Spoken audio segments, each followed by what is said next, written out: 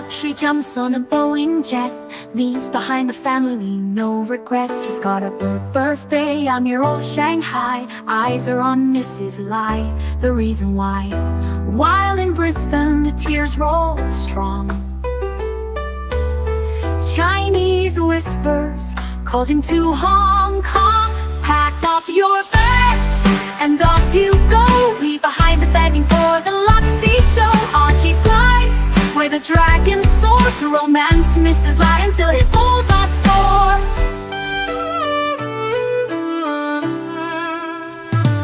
Archie's chasing dreams in the mystic land. Mrs. Lai brings coffee to his hand. Family's calls echo on the phone. He's miles away, lost, but he's not alone. In old Shenzhen's glow, he likes to stray. With Mrs. Lai, they bonk till the light of day. Pack up your bags and off you go. He's not showing up to New York, what show? Archie flies where the dragons soar to romance Mrs. Lai until his balls are sore.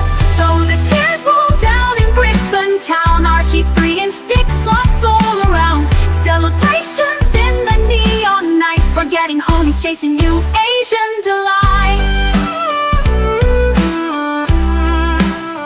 Pack up your bags and off you go.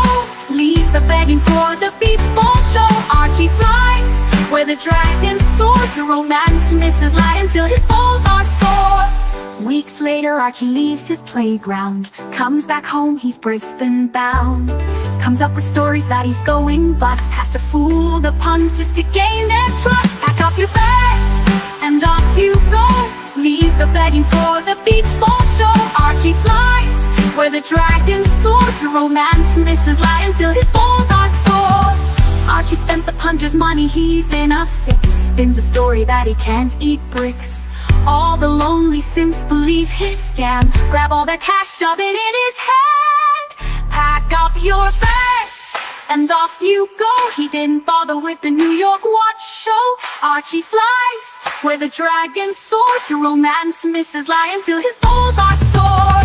Comes on streams, he cries poor again. His mate Tan gives him $5 grand, maybe 10. Archie thinks he's a big swing dick, cause the punters fall for his gypsy shtick. Pack up your bags and off you go. Didn't bother with the New York watch show. Archie flies where the dragons soar to romance Mrs. Lai until his balls are sore. Welcome to the program. Welcome to the show, guys. Lagging a bit here. This is the Archie Luxury livestream and Archie Luxury channel, guys. We multicast on 2 channels. For those that are wondering why do I not have a wrench here, or why is there only a certain amount of people here? Because we multicast on 2 shows, guys, the Archie Luxury channel as well as the Archie Luxury livestream channel. Now, we are doing a bit of a early streamer, Adriano. So what we do sometimes, Adrianos, is we do a bit of an early stream, get some watch talk out of the way so the pontiff can come in and do his fuckery that he likes to do. But we do have a pretty interesting topic today on Breguet, and I'm going to go through that in a little bit. But we're going to say hello to everybody in the chat first, as we do. First in the chat, Rich Mitch. Wait. Nice to see Rich Mitch in the house. We've got our first super chat of the night. GD 100 Argentinian pesos. Where's Eddie, man? I don't know. I think Eddie was doing a late stream. He's been doing a lot of these late streams, GD. So he doesn't always do the day streams. I kind of told him, hey, man, you should probably do like 3 hours before Arch and then, 3 hours after Arch, like, making him the toilet break. But, Eddie does Eddie, right? We don't really control what Eddie does. So it's all good. Acquired Taste points out the Simps have less money to waste now. Don't know what that means, but all right. We got JJ Lecoutre. It always cracks me up the way Eddie says JJ Lecoutre. He's like JJ Lecoutre. He very accentuates the French in it, right? Mike the Mistake told me that Eddie told a great story about him, getting with some girl at skid marks in her underpants. I missed it yesterday, and obviously the stream went on for like 31 hours, so I don't know where the recordings are for that. I don't think it recorded it, but hey, at least Mike the Mistake was able to tell me that story after the fact. And Acquired Taste says Trump wants to fire Eddie at the Jungeon. No, I think, look, Trump wants jobs back in America, right? I think it was, I was talking to Bear and Patek Philippe, and I think it was like, I think Bear said something like Eddie's being taken advantage of. And I said, hey, look, man, This is what Trump wanted. He wanted all the manufacture, all the low-level jobs to come back to the United States. So, hey, man, dude's running 31-hour streams. Not my problem, right? America first, guys. America first. We got GD 100 Argentinian pesos. If Eddie starts to stream regularly before the main show, along with his usual after show, will Caesar become? Yeah, absolutely. Caesar will become. That's why I told Eddie. I'm like, you should do that because the majority of the viewers are either going to be on around the time. Because if you think about it, if you do 3 hours before Archie, what time is it in the UK right now? It is about 11 p.m. in the UK. So if you did a show between, I don't know, like 9 o'clock, UK time, and Archie comes on at midnight, yeah, I mean, you're going to cover a lot of that UK market that's, had their dinner, they're having a drink, they're just listening to the show. 9 o'clock is a little late, but, hey, it's better than nothing. And then obviously you can cover the Archie show, the main show, which is for the American market. And then if you do the after show, you're going to cover not only the North American late night market, but also the Australian, kind of daytime market. So, hey, Eddie kind of just wants to do his after show. That's all good. Eddie's allowed to do whatever he wants. We appreciate Eddie here. This is something I never understood, Acquired Taste. This whole, like, your money wasted that Docs likes to spruik.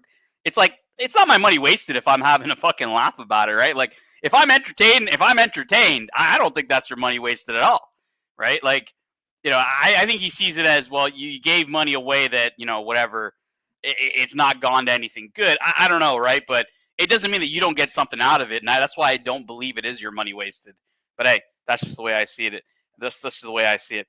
Yeah, JT, early show, man. Obviously, if I were doing an early show, it's going to be me probably starting it because AC3. Now, look, AC3 sometimes gets catfished. He watches these shows. Like when I start the early show, he'll probably be in bed listening in. And if he's actually interested, he will hop in.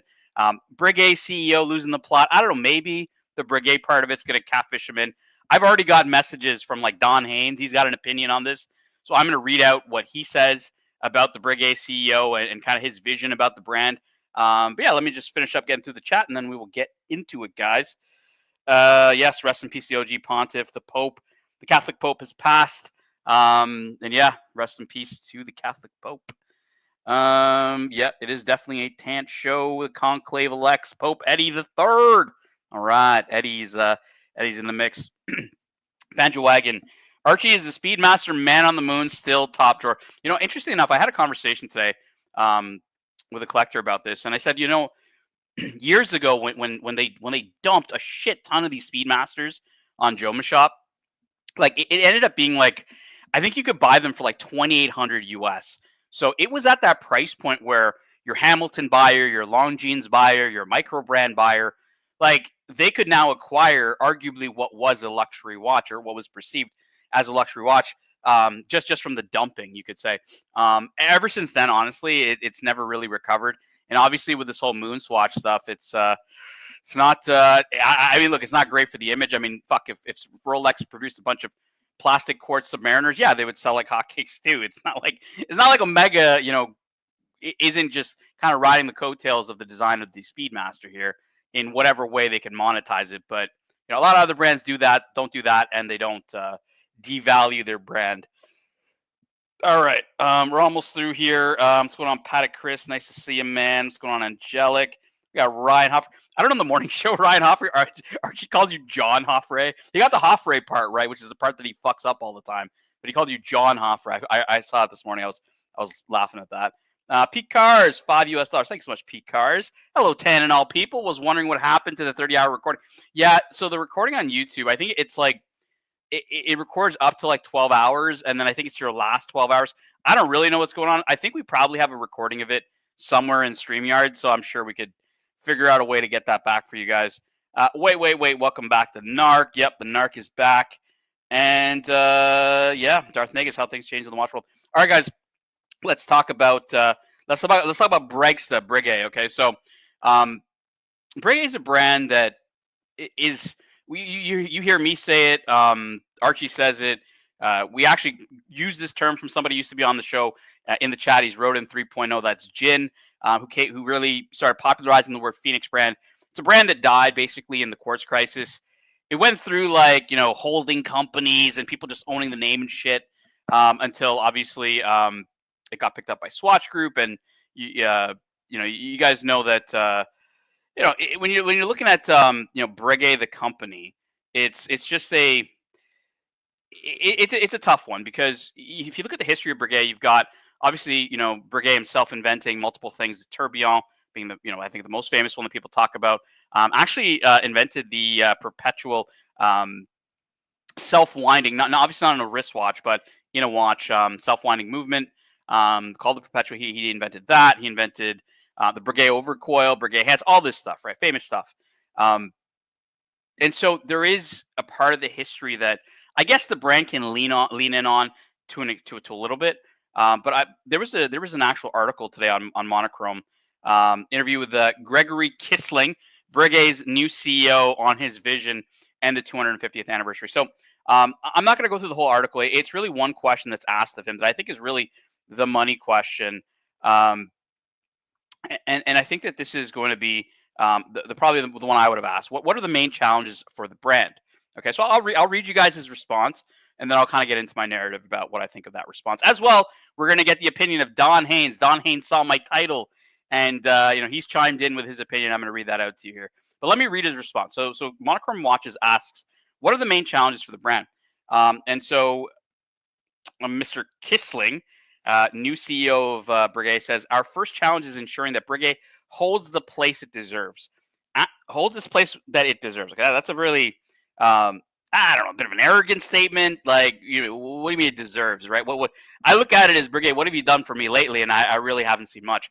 At the same time, we need to remain relevant to the new generation clients. There you go. People who are already familiar with Breguet understand its importance, but we also want to reach those who may not be yet aware of the brand's incredible heritage. So, number one, he's kind of talking about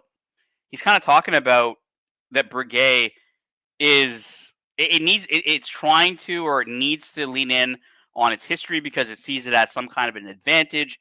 I don't know if I agree with that because, I mean, really think about it, right? How many of you guys actually bought watches solely based on history or solely based on something that some dead watchmaker did fucking 200 years ago?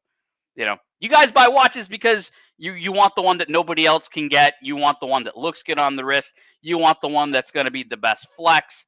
Many different reasons that buyers pick up watches today. And look, it's not, I mean, I have to kind of call it out because it's the truth. It may be the ugly truth about watch collecting, but it's the truth. So I think that right there, the CEO is just already on the wrong path. Yeah, let me Ryan Offrey, 2 US dollars. Thank you, Ryan. Yeah, just call me John Halfree. Yeah, I mean, look, he got the last name somewhat right, but it is what it is. Breguet, yeah, Joseph D. Breguet doesn't need to audition, basically, and I think that this is really arrogant for the CEO of Breguet to say because you're talking about a brand that is, I mean, it does not have a lot of brand recognition, you could say, outside of the watch collecting world, and so it's a brand that, he's saying, well, it deserves respect. And we need to, inform those that don't know of what it did years ago. And I think that the problem with that, Joseph D., is collectors today, I mean, they want obviously different things than probably history. I mean, the history is cool. Don't get me wrong. And it's great to have, you want to buy into that story to some extent. But I just don't see a lot of buyers today picking up for that reason. So let me continue reading what his response is to what are the biggest challenges for Breguet. So the CEO of Breguet continues to say, in 2025, we'll be celebrating our 250th anniversary. I mean, that should have a bit of an asterisk here, guys. Like, I mean, the fucking brand died in the 70s. Like, I mean, sure. I mean, fuck, I'm sure I could buy some dead fucking watchmaker's brand and say it's its 125th anniversary on my first year producing fucking watches. But all right. In 2025, we'll be celebrating our 250th anniversary. It's the perfect opportunity to communicate this message.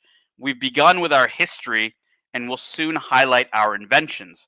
We'll be presenting new products each month in different cities. The anniversary collection is based on our current offering, meaning its current lineup, but it also draws inspiration from Breguet's many innovations. We'll wrap up the year with a special surprise in Versailles, a city deeply connected to the Breguet legacy. So, I mean, this is kind of his response. His response is that, we need to make customers aware of our brand and what we've done in the past. And we're just going to lean in on our, we're just going to lean in on our history and the current lineup. So that's really what this guy is saying. You're the fucking CEO of this brand. I mean, I called Higgins. I mean, talking to Dawn. I'm like, look, I don't know how these guys have jobs because that is probably the laziest fucking stupid shit I've ever heard. And I don't really understand how like this guy is the CEO of this company. Like straight up, it's like, yeah, we're just gonna lean on history and our innovation. Like that's the best you could come up with of like what you're gonna do. What are the challenges that are facing your brand? And how you're gonna overcome them? Like, dude, are you fucking kidding me? Tanker probably buy okay. I could, and I'm trying to make sense of it. So look, let me read you guys what Don Haynes said. I mean, Don Haynes saw my topic. He's listening in. You know, probably indisposed or doing what he's doing. But I'm going to read you Don Haynes' response to this article, and then I'm going to get into my kind of my narrative. So Don Haynes wrote to me, I love reading these. I love reading these to see how clueless the CEOs really are about the company. The biggest problem with Breguet is it doesn't make a hype watch. Duh. Horological significance in the past, yes, but no one gave a fuck about the 10 hertz movement. It's not like the Grand Seiko spring drive revolution. It's an evolution of the same shit you've been doing for 250 years. The marketing is non-existent, and your collection is a little stale, and your, Type 20 aviation watch is not finished on the movement, you cheap bastards. I love their watches, but fuck this guy's a twat and disconnected and just a pretty boy. Look, I mean, Don said it pretty. He said it pretty fucking well. And if we look at Breguet, the fact that they're leaning in on their, like the CEO said, we're just going to lean in on our current lineup. And I think Don hit the nail on the head. Like they don't have a hype watch. Well, yeah, like they don't have any watch. Like, if you think of Breguet, you don't think of a singular watch. Some people may say the tradition. Some people may say the classique. There's just no identifier right there outside of obviously the hands and the numerals and all that shit. With their current collection, while it's nice, look, I like the classique line. I like the tradition line. I think the Marine, personally, Don, you're probably listening. I don't really like the Marine. I think the Marine looks like ass. I don't mind the Type 21, but I agree with you. It's not, Type 20 is not exactly, and Type 21 not exactly great. So look, it's kind of, you've got a meh brand. You really got a brand that doesn't have a lot going on, and you're a new CEO, and you're basically like, well, I'm just gonna do what all the other guys did in the past, and it's like it's gonna spell a whole lot more mediocrity. We got a super chat from GD 100 Argentinian pesos. Hingis, hello, and yeah, I was talking to the globalist today. I actually asked the globalist, GD. I said, what is wrong with Breguet? Like, why is Breguet not? What's wrong with him? He's like, look, they just don't have a sexy watch, and people want good-looking watches. And I said to him, I said, yes, I agree that people want good-looking watches, but that's not necessary. I don't personally think that the Nautilus is a good-looking watch. I love you, Bear, but I don't really think the Aquanaut is a good-looking watch. I never did. I like it. It's cool, I guess. But more for a different reason for me. It's a Patek Philippe on a rubber strap that was OEM. Like, it's quirky. I don't particularly like the look of it. And look, let's name watches that are good-looking watches. Submariner, right? Great-looking watch. And many others, I'm sure you guys, I'm not going to bore you guys with a whole bunch of that shit. But what I'm getting at is nothing in Breguet really is outstanding. And for the CEO to just be like, yeah, we're just going to lean in on our current lineups. And I'll show you guys some watches. Let's pull up the Marine, a watch that I've been hating on for the last little bit. Look, do I dislike the Marine? Not really. I don't dislike it. I just don't think I'm just not a fan of this design. I don't think this is a good looking watch. Personally, I don't think it's a sexy watch. And yeah, could this be popular? Absolutely. With more marketing. I agree with Don Haynes. Don Haynes there says their marketing is non-existent. Yeah, you see this watch on the wrist of fucking Brad Pitt and rappers and other influencers and all this other shit. Yeah, of course this watch is going to be the fucking bee's dick in that sense, because it's going to be, people are going to see it, they're going to want it, not because of its horological significance or even the fact that it's a good looking watch or lack thereof, I guess in this case. It's just because it's being marketed and you see it with people that you kind of associate celebrity status with and all this other shit, and that's what makes it popular. Like Breguet thinking that customers are buying these watches because of its horological significance, or I mean, look, there are a minority of collectors that buy because of that, but I'd say the vast majority of collectors are gonna they're going to buy based off of, is it, is it a status symbol? Is it identifiable, right? Like Rolex, a lot of us got into Rolex because it was a status symbol. It was, hey, you own a Rolex. It's, you made it in life, I guess, right? Others buy them because other people can't get those watches. They just simply can't get. You buy a Nautilus because nobody else can fucking get a Nautilus. I guarantee you, there's a large portion of Nautilus collectors that don't actually like that watch. I was one of them. Okay, so that's why I know they exist. And so I just think that, yeah, like when it comes to Breguet, poor marketing, a brand that's quite irrelevant right now, that is thinking the way it makes itself relevant is to lean in on its past and continue to make the current lineup. Like, what the fuck is this guy thinking? And this is a CEO of a Swatch Group company. Like, and it's funny because I don't know. Like, I maybe got that sense when I went to Switzerland, the arrogance, and it's just kind of tunnel vision with these guys. And when you tunnel vision like that, you're missing out on really what the market wants. And the market wants a lot of things. The market wants, obviously, a good-looking piece. The market wants a piece that others covet and others want. The market wants exclusivity. And, the market wants good value retention, if not good investment potential. Right? If you got a watch, if this watch on the screen, guys, let's play a hypothetical here. If this watch, this Breguet Marine on the screen, I just picked up, I picked a basic one. I didn't pick like the Horror-Mundi or some shit. I just picked a basic one here for you guys. If this watch on the screen, sold for triple retail, I can guarantee you that most of YouTube, or a lot of people on YouTube, would have talked about this watch solely for the fact that it's making pretty good money. Now, look, I mean, there are a lot of watches that make money, but when you look at the whole kind of scope of it, it's less than 1% of watches actually are investable, or investment potential. So, if less than 1% of watches that are produced are investment grade, like why does that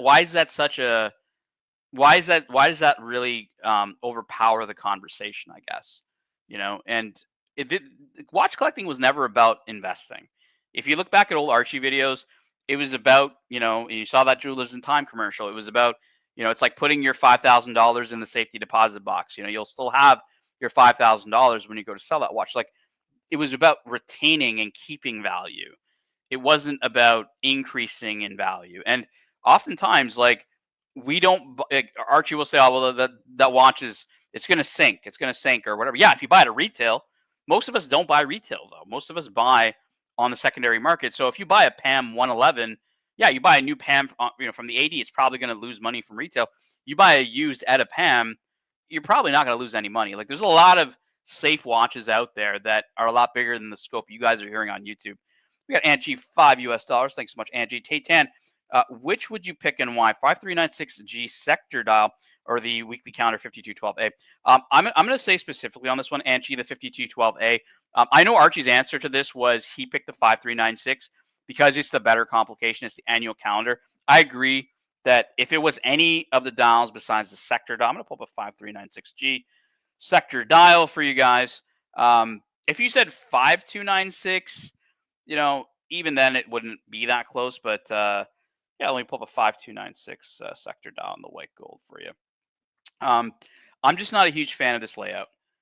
That's all it is. Now, interestingly enough, what's his name? Brian Govberg, from Govberg Jewelers and Watchbox and 1916 Company. He actually said that the sector dials on these Patek Philippe's, whether it's the 5296 or here in the annual calendar, were never obviously popular in their day, but would probably be popular today because dress watches that are a bit busy, like they are, the collectors, these days, contemporary collectors would probably buy them because they're different from kind of the old manish blank dial Dauphine hands. Like it's a bit more sporty. So not a bad looking watch, Anchi. But for me, I prefer the weekly calendar. I feel the weekly calendar has a lot more character to it. I don't think that they're going to ever do another handwritten font type dial. It's just too quirky for them to do multiples of them. I think it's kind of a novelty in that sense. And so as long as that watch is produced, and that watch could have a long production for all we know, right? I just feel that it's got a little bit more quirkiness. Watches in steel versus in white gold, and in the Patek Patek world, steel is one of the most precious metals out there when it comes to Patek Philippe. So And lastly, I think Angie. I mean, I used to wear that 5212 for work often enough, and it's a great work watch. It's light on the wrist. It's a strap monster. You can put it on different straps. It's going to look good. Yeah, I mean, if you can, and it seems like you like busy dials because you're comparing two busy watches. I'm gonna show you guys a 5212 here, as well. 5212 Patek Philippe, also a very busy dial. And I don't think that you guys are gonna be new to this. I don't think this is gonna be new to anybody. The weekly calendar, but I mean, also a busy dial on this piece, but I feel that this watch is you get a little bit more outside of the complication, and that's why Archie picked the complication because he for him annual calendar trumps weekly calendar. For me, it's an unusual complication. It's got an unusual dial. It's busy. I like that. It's in steel. I like that. It's a really good watch. So I've always recommended the 5212. I still recommend the 5212 if you can get it at a cheaper rate than retail. Definitely pick it up. Jay Sykes says, I agree with 10. I thought about it, but the sector doesn't work on the annual calendar. Yeah, look, I'll show you a sector dial that it does work on. And instead of the 5396, it would be the 5296. So just the standard Calatrava. And the sector dial on this one, I think, is pretty nice. Let me pull up a sector dial. 5296G. So Archie had the non-sector dial version of this one. He had kind of the plain dial. So again, Dauphine hands, and in white gold. So look, the case of the 5212, the 5296 is one of the. Honestly, when Archie told me to try that watch. This was fucking 2018, maybe. He told me, he's like, look, Tan, try on this watch. You're really gonna like it. And I tried on, and I had the 5127 at the time, which was a millimeter smaller. It was 37 mils. Yeah, I mean, I thought that this 38 mil size in the case was just spectacular. It was a perfect fit. I think 38 in Patek Philippe is pretty good. And yeah, like this watch for me makes more sense on a sector dial. And look, it's very similar to the piece that Angie asked me about. And yeah, for me, it's just I probably go with the standard Calatrava over the annual. But like I get why Archie's. I saw that super chat before Archie when you did it a couple days ago. I understand why Archie picked the annual calendar. Look, to me, annual calendars are some of the best bang for buck complications. A lot of people hate them in the Patek Philippe world because it's kind of considered. I mean, it's not the perpetual, and so it's kind of. It's like when you're talking like BMWs, right? You got the actual M cars, like the M3, the M4, the M5, and then you got the you got the Archies that have like the M Sport. You know what I mean? So that's kind of what the annual calendar was to the perpetual guys. But look, annual calendars are great. It's a very usable complication. I like them. I like it on, Patek Chris has a 5726 annual calendar Nautilus. I think it's a great watch. Yeah, I've always been a big fan of annual calendars. I used to own the 5035, the original annual calendar. Is Archie still at the cinema? No, Archie will be on in about 20 minutes, 30 minutes. I just started about an hour early because I wanted to rant about the CEO of Breguet, who literally is basically saying, let's just do a whole bunch of like what we were doing before, which is let's lean in on our lineup. So I mean, this is the Marine lineup. Like what the hell is this? Like, like Don Haynes, like what the fuck am I looking at here? Even though I get it, it's like it's high jewelry, haute joaillerie or whatever. High jewelry is what that means. But like, I mean, come on, man. These cases are fucking terrible, dude. Like, I don't know. It's funny because Higgins seems to like this the Marine. I don't really like it. I don't really think this is a great piece. Look, their Type 20 lineup, yeah, it's cool. I got nothing against it. It's cool. It's just nothing special, right? Like, is this really going to? Here we go. Look who I catfished onto the panel.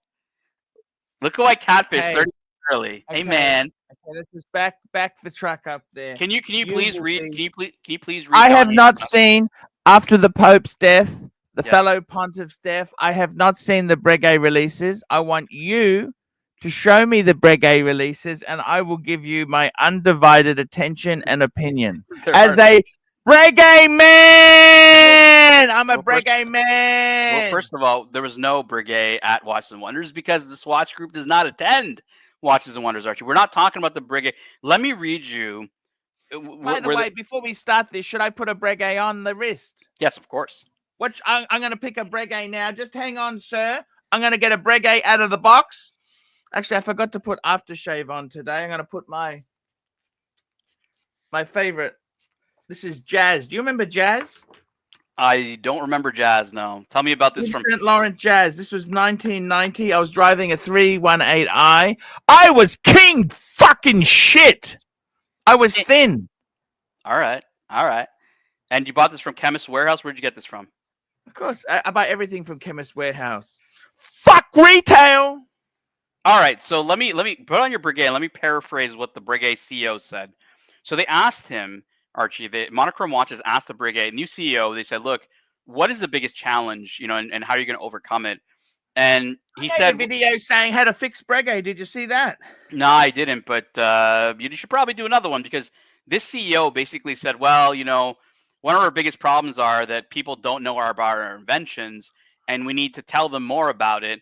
And we got a pretty good lineup, so we're just gonna continue down that road." I tend to agree. The lineup is fantastic. 3 things he needs to do. Let me tell you what he needs to do, Tan the man. Tell me. Number 1, he needs to cut production. Yep. Number 2, double prices. Yep. And number 3, if you've got second-hand ones, you're allowed in the archive. All right, so we got this from Don Haynes. I don't know. Did you see the message that Don Haynes sent? I sent it to your WhatsApp. I get that. I get a direct link. I've got a implant in my brain where all Breguet people. Why don't you read Don Haynes' reply out to everybody? Maybe Don will join us on the panel. Archie, I have it up on the screen. Why don't you read Don Haynes' reply? Because I think he disagrees with you. It's up on the screen. I love reading these to see how clueless the CEOs really are about the company. The biggest problem with Breguet is it doesn't make a hype watch. Duh! Horological significance in the past, but no one gave a fuck about the 10 hertz movement. It's not like the ground. By the way, I'm wearing my Inemu dial, okay? It's not like the Grand Seiko spring drive revolution. It's an evolution of the same shit you've been doing for 250 years. The marketing is non-existent, and your collection is a little stale, and your Type 20 aviation watch is not finished on the movement, you cheap bastards. I love their watches, but fuck. This guy is a twat and disconnected and just a pretty boy.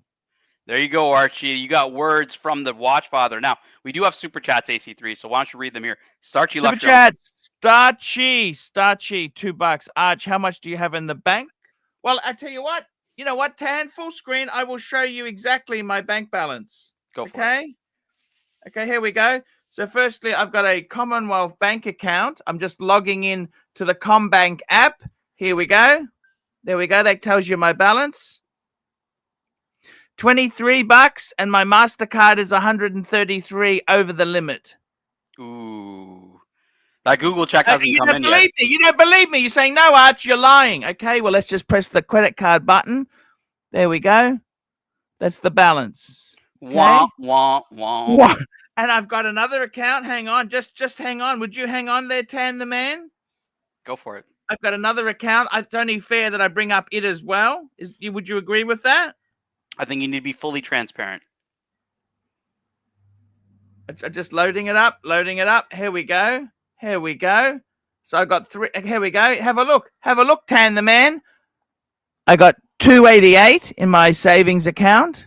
0 in the emergency fund. There we go. There's the home loan. That's with the HELOC. I took the HELOC and the investment property. It's fully mortgaged. All mortgage, fuckface. All leveraged. We got more leverage here than a Mack truck. I use gearing. More gear. Look at that. Very good. I've got one more credit card. Do you want to see the balance on that? Sure, man. Why not? Okay, I'm just loading it up now. Because I had to pay for my Geneva trip. Did you think Geneva was free? Did you? Geneva was $60 Burger King bills, man. Okay, this is my NAB Platinum card. I'm $64.40 over my credit limit. I got a $10,000 credit limit. Super chat now, guys. We got super chats flying in, Archie. Why don't you read them? And you got people like Angelic and Nark who are saying, get Eddie to Cash App. Cash App, Eddie. Cash App. Yeah, but did those guys cash up Eddie? No idea. JD, I asked that question. He said no. So go ahead. JD, 15 cents. Arch, have you started wearing shampoo recently? Your hair is looking silky, man, instead of the usual grease. No, what happened was I went swimming in a pool. The chlorine has taken the extra grease out. Early bird gets the worm, $3. Archie cannot afford to super chat. There you go. Now, can you show me the new Breguet releases? There is no new Breguet releases. It's just a new CEO who's talking shit. Doesn't know what he's doing, Archie. He's going to do a whole lot of the same old bullshit. No, but Breguet's going to continue to sink. They've got to, I told you, they have to reduce production and can I share some secrets with you? Share some secrets. I'm going to show you the Marine collection because I don't think this is a good looking. You know, my safe. I no longer keep my watches in my safe. I've only keep a couple. Right. What do you think the most valuable thing I could keep in the safe at home is? Women's shoes. Your wife's shoe collection. I'm going to close my door here. No, I got to tell you something, Tan. I had some romantic liaisons over the years, okay? You're gonna the collection. And I've got all the underwear from a couple romances and affairs, okay? There we go. All ziplocked, all you're keeping the aroma fresh. And I've given express instructions. These ones here are when I die. These are to be placed inside my mouth when I'm in the coffin. Well, there you go. Super chats, Archie. Why don't we read these super chats? Super chats. Jay, who's got another super chat? Another 15 cents. Yep. Eddie's a decade younger and has not debt. The world is his oyster. Thank you, 15 cents. Jeremy Kearney, €2.50. This is for the Eddie Fund. Cheers. Thank you so much. Yeah, one more.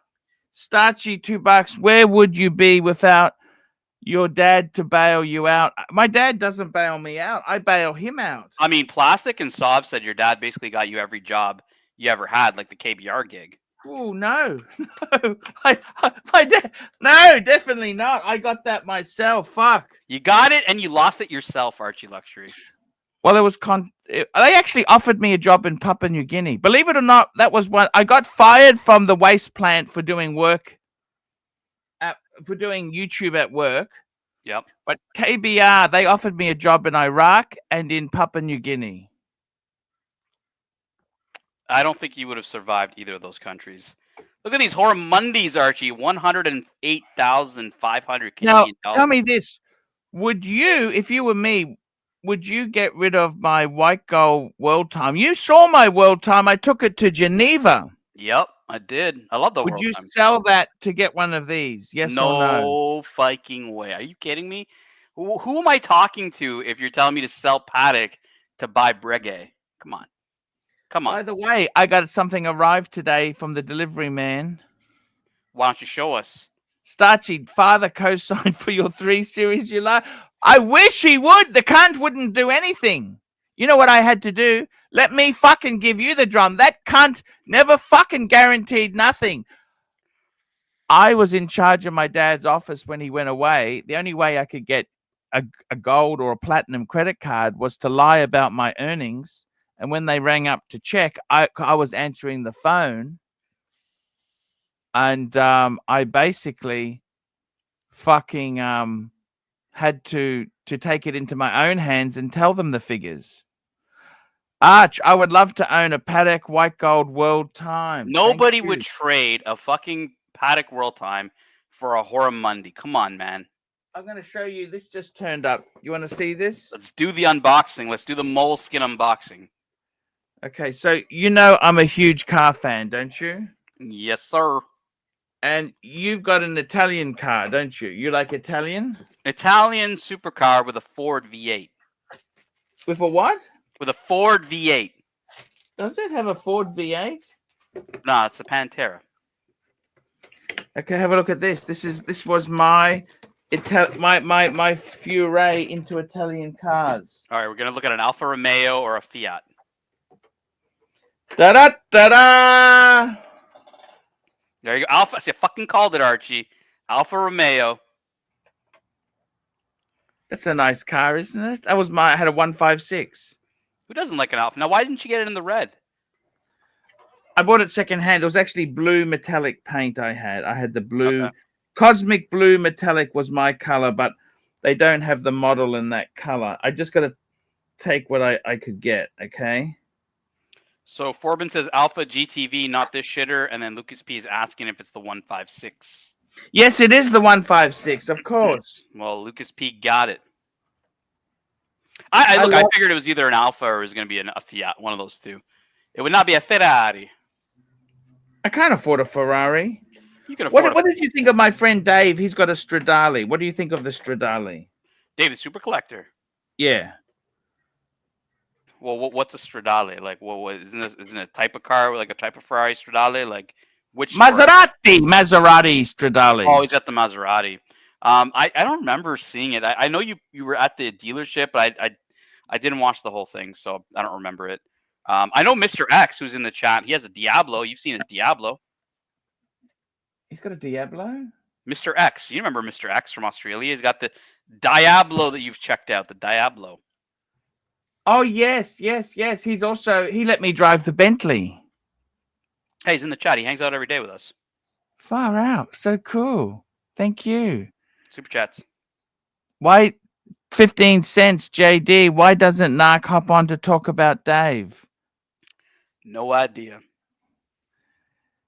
Patek Chris, $9 New Zealand. AC3, name 3 Patek Philippes from the current collection that you'd have an industrial accident to own.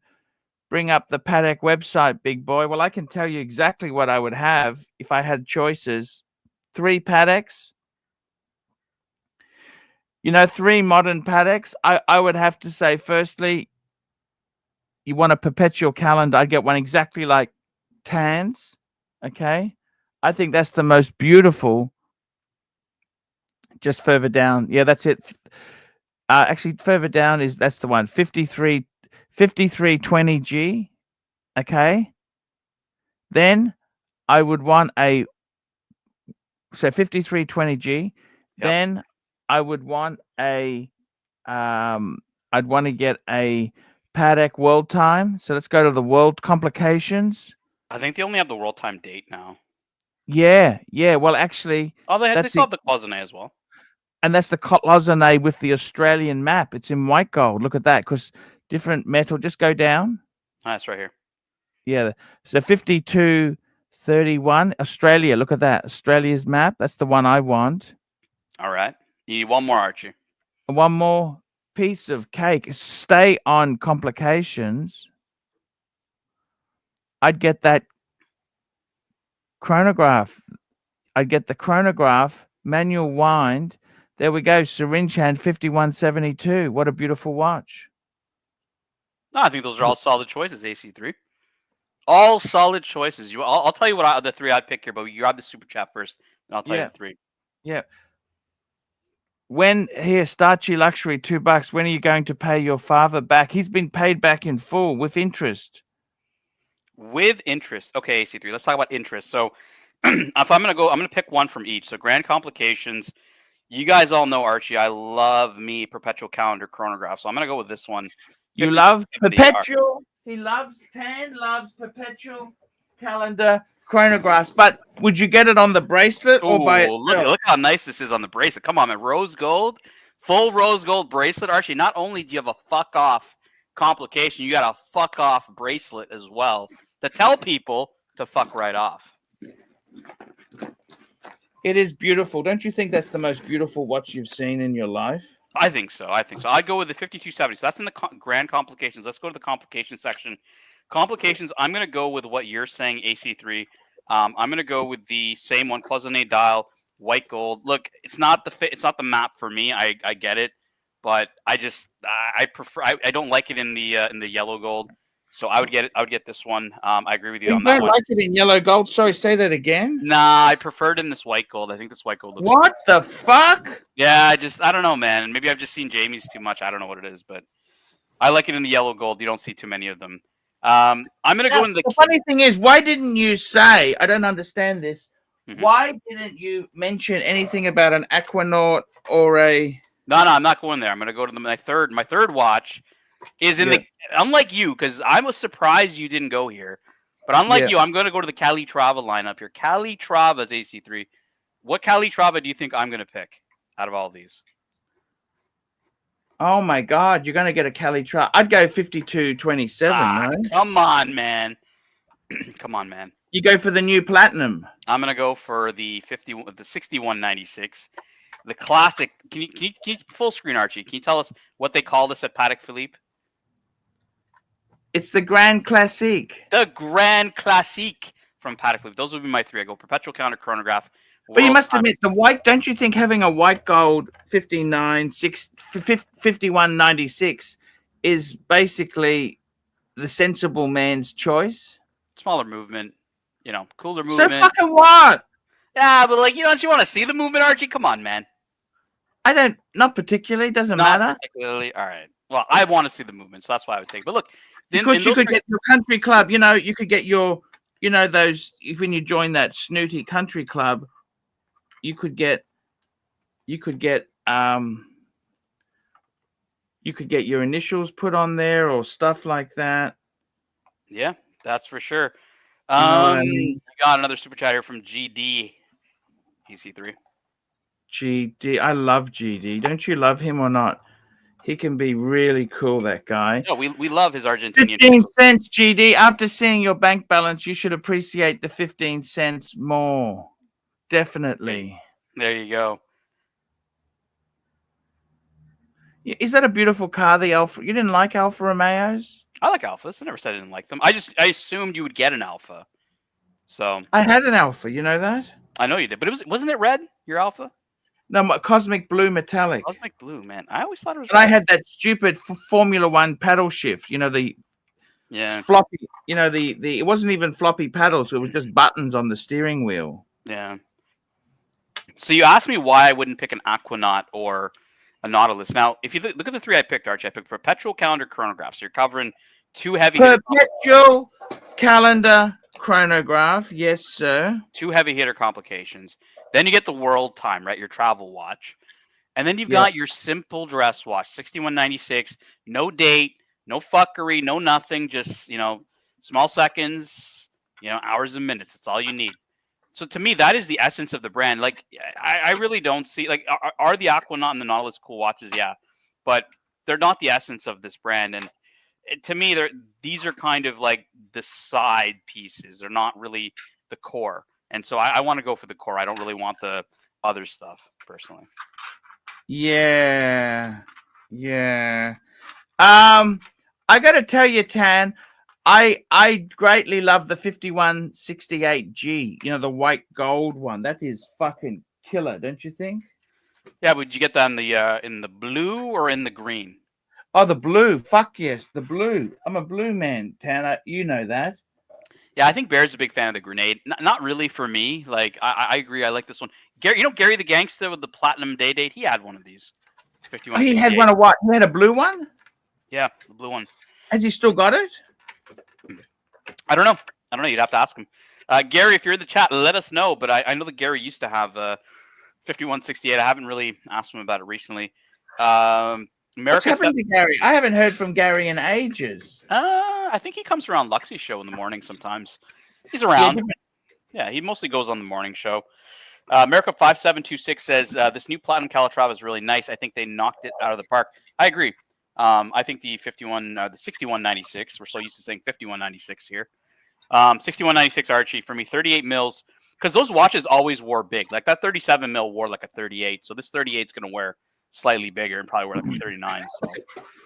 Yeah, you reckon it will wear bigger? Well, I saw the lugs in person. They're pretty long. I don't see this after wearing a 47 mil Pam for a week. You know what? It doesn't really wear bigger. You know that? Yeah, but look, you like to exaggerate that shit, but like, Also, the lug to lug on those are not anywhere near what you would expect on a 40. Like they're wearable. They're wearable enough, you could say. You know, because those Wearable enough. I mean, the 44 mil. I mean, a traditional 44 mil watch for me is big, but I can wear aluminum all day long because it's just short from that perspective. It's not a huge lug to lug watch, you could say. You can wear aluminum yourself. I can wear aluminum myself. So your 47, Archie, does not impress me. It does not impress moi. I see. Well, I love the California dial, don't you? I love the California dial. I got. Who doesn't like a California dial? Let me pull it out. I've got it here. Go for it, man. Suede strap. Did you know I got a suede strap for the Pam? Yeah, you showed it to me in person. I was there in Geneva when you got it. Okay, so you haven't seen it on the actual watch. Hey, Mike, look at on the watch itself. Yeah, it's really nice. Here, Pam. 44 is kind of like their Midland standard. I mean, I've seen them That's go their 38 mil. That's their 38 mil. I owned a 40 mil Pam that had the El Primero movement in it and a metal bracelet, which is really unique. If you ever look at their bracelets, they're very unique compared to any other bracelet. But I bought it kind of an impulse buy. When I got it home, I realized it was only 40. And you know me, I'm a big watch guy, right? So that watch didn't last long. Send it back. I sold it back and bought a 44 millimeter. Did you lose money? No. By the way, Mikey, there's my Alfa Romeo. I had an Alfa Romeo. Nice. You like Alfa Romeo? Yes. I love Alfa Romeo. You got a super chat on the screen, ArchieLuxury. Super chat on the screen. Starchy, $2. How much money do you carry on hand? I mean, you brought a fair share to that FP Journe restaurant. 70 Swiss franc. $80. $80. All right. Mikey, congratulations on the sub, man. Really and that's in the Goyard wallet. That's in the Goyard just wallet. Put it away. Supplied by Tan. How were those cigars I gave you? I gave you a box of... Yeah, the Davidoffs. I tried the Davidoffs first. They were good. I haven't tried the other one, the longer one. No, the other one was a Davidoff as well. I haven't. No, it wasn't. It wasn't. It was a Macaduca. Yeah, I haven't tried that one. Davidoff ones were nice. You had them all? They're all gone? No. I had one. And what about the caramel bunny I gave you? Oh, that was gone. Not in Geneva when I got home, but that was like murdered in like an evening. So. And the Toblerone, you ate them on the plane back? Toblerones, I think I had them there. I had some there. Those were good, little small, different flavors. They were really. My wife enjoyed them. She was. Toblerone's awesome chocolate. Yeah, man. Archie got us. My wife and I some pretty nice gifts. So thank you to the Pontiff for those gifts. But AC3, I didn't have a chance to congratulate Mikey. I wanted to obviously congratulate him on the 41 mil sub. We've been me and Mikey have been doing shows, Archie, together, talking about that 41 mil sub for a couple weeks now. So I'm happy he's finally got it, man. More than that, like years almost. No, at least a year. When we met in San Francisco, you know, my story was exactly the same. My next watch is going to be a 41 sub because I'm starting my collection over, and yeah. I'm so very, very, very happy to have gotten it, and I bought it from a local store that specializes in coins, like rare coins, and they also do jewelry, and they always have 3 or 4 nice watches in their case, and so I lucked out, and I got this one, brand new, never worn. For $13,500 no tax. Nice. Which I think is a really good price. And now yesterday on the dungeon, Nark and Uzi started to just tear me up, saying, "You bought it from a pawn shop, and how do you know it's real?" and blah blah blah, and they just laid into me, and it was just like, Jesus Christ, man, give me a little bit of credit, first of all, so, you know, to know what I'm looking at. Second of all, I bought it from a reputable store. It's been around. It's a family business, been around for 35 years. if there is anything wrong with it, I have recourse. Okay. But man, they tore into me. They went personal. They went, or at least Nark did. He went way over the top one more time. Archie, I remember when I said keep Nark on, and I was like, kind of, you know what? I retract that. Fuck Nark. Keep him off. Fuck Nark. The guy's He's a a fucking total asshole. He is a fucking asshole, and he does nothing himself. He doesn't buy anything himself. He doesn't contribute shit. He doesn't. All he does, he jumps. He's not even a watch guy. You know, he said he has 5 or 6 watches, and I said, "What do you got?" And he said, "Oh, I got some Timexes and stuff." And I'm like, "Oh, well, like, you know, that doesn't count." Well, that's the part I didn't understand, Mike. Was like, you got a guy who's got a bunch of Timexes trying to tell you about Rolexes. You know what I mean? Like, I was like, whatever, man. Nark can say where the fuck he wants. What the hell does he know, right? Exactly. P-Cards, member for 24 months. Congratulations on the sub, Mikey. Thanks, P-Cards, very much. It means a lot from you. Yeah, the thing about Nark is he literally makes this stuff up, and he'll take something like, you know, that I didn't say, and later on he'll say, "You said it. You said this. You called me this, and I never did." And and he just does shit like that, and there's no point in arguing with somebody that is like, you know, like spruiking a false narrative. You know, there's no point arguing with a fool. You know that he's a fool. Okay, I'm gonna have some Easter egg celebration. It is still Easter Monday here in Canada. I don't know if you guys call it Easter Monday in the U.S. there, Mikey, but Easter Monday here in Canada. So anyways, Mike, you must be stoked for your new subby. And look, I'm happy you got the 41 mil. You were debating getting the SD43, maybe saving a bit of cash to go to the 40, but you said the 40 you never really liked the super case on those. I don't like the maxi case 40s, but I do. I love the regular, you know, before the maxi case pre-ceramic 40 subs are wonderful. The only problem is they lay a little flat on my wrist, and they cause that little. I have a permanent dimple in my hand from subs. The old 40 millimeter subs. There's a dimple right there. Yep. So I switched to buying sea dwellers because they have more of a rounded bottom and they lift a little bit more up off your wrist, and I never had that crown issue hitting my hand. And so, you know, I had at one point, you know, a couple of subs and a couple of sea dwellers, and then I lost them in the fires. And then after that, I bought everything I bought after that was all ceramic, you know, and newer.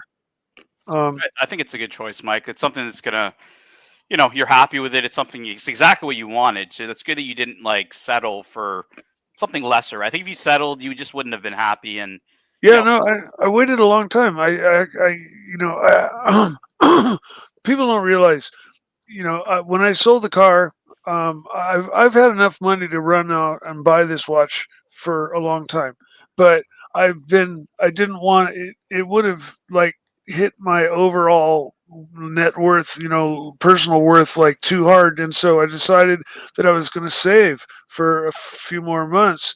And then when I had enough to go, you know, hunting, I would go hunting. And that time came about, and I just happened to have that watch was still in the case at that coin shop jewelry store. Yeah. And so I went in and bought it, and I got it for $13,500 no tax, which I think is pretty close to list if you know you're buying it at retail plus tax, which is great. They gave it to me no tax, $13,500 out the door. So what would you say is the best part of that watch? Like, what really drew you to the 41 mil sub? The fact that they fixed all the problems that I had with the 40 sub. It doesn't. It's a little taller, slightly. It doesn't dig into my wrist. The crown doesn't dig into my wrist. They fixed the lugs. They transition very smoothly into the bracelet. I love their glide lock clasp that you know never was on the older pre-ceramics, and Yeah, they fixed all the little nitpicky issues I had about the 40 sub and put it into the 41 without having to go all the way to 44, and get or 43 and get another sea dweller, because I think I'm gonna probably not buy any more watches for a long time. And this is so if I'm gonna have one watch only for a long time, this is the one. All right, Archie, you got a super chat here on the screen. Super chat. Where have you been? Phoenician Cedar, $2. Mike the Snake. When was the last time your scale was calibrated? Oh yeah, they were trying to get me to prove that my watch was real by weigh it, show us. Nuts. And nuts. so I showed them on my scale, and my scale is in 0.5 gram increments, so it could have been 150. I think the weight of it is 159. Okay, and it said 158.5, but it could have been 158.59.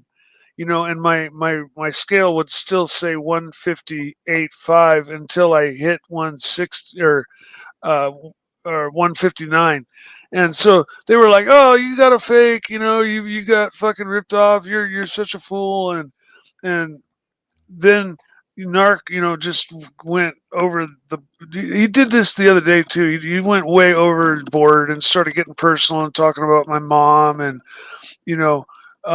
my financials, and it's just what business is it of his anyhow? It's exactly what I told him. But him, when he's on a roll, he has trouble talking over himself. And especially when he's literally making shit up. He's literally pulling a lot of facts that he's accusing me or others of straight out of his ass. He's not speaking from actuality or the real state of the situation. And so that's what yeah, man, he's off my book. If he comes on, I'm off. I will not share the screen with him. Yeah, man, I hear you, Mike. I heard the convo yesterday. And look, like I said, what the fuck does Nark know? He doesn't even collect watches. And look, do what Archie does. When Nark asks you a personal question, you ask him a personal question right back. That's how you respond. You respond to his question with a question, guys. Archie, Mikey, I got to run. I just want to say a big congrats again to Mikey. I got to go get some dinner, guys. I'll be in the chat. I'll see you guys next time. Thanks, Tim. Love you, man. See you, boys.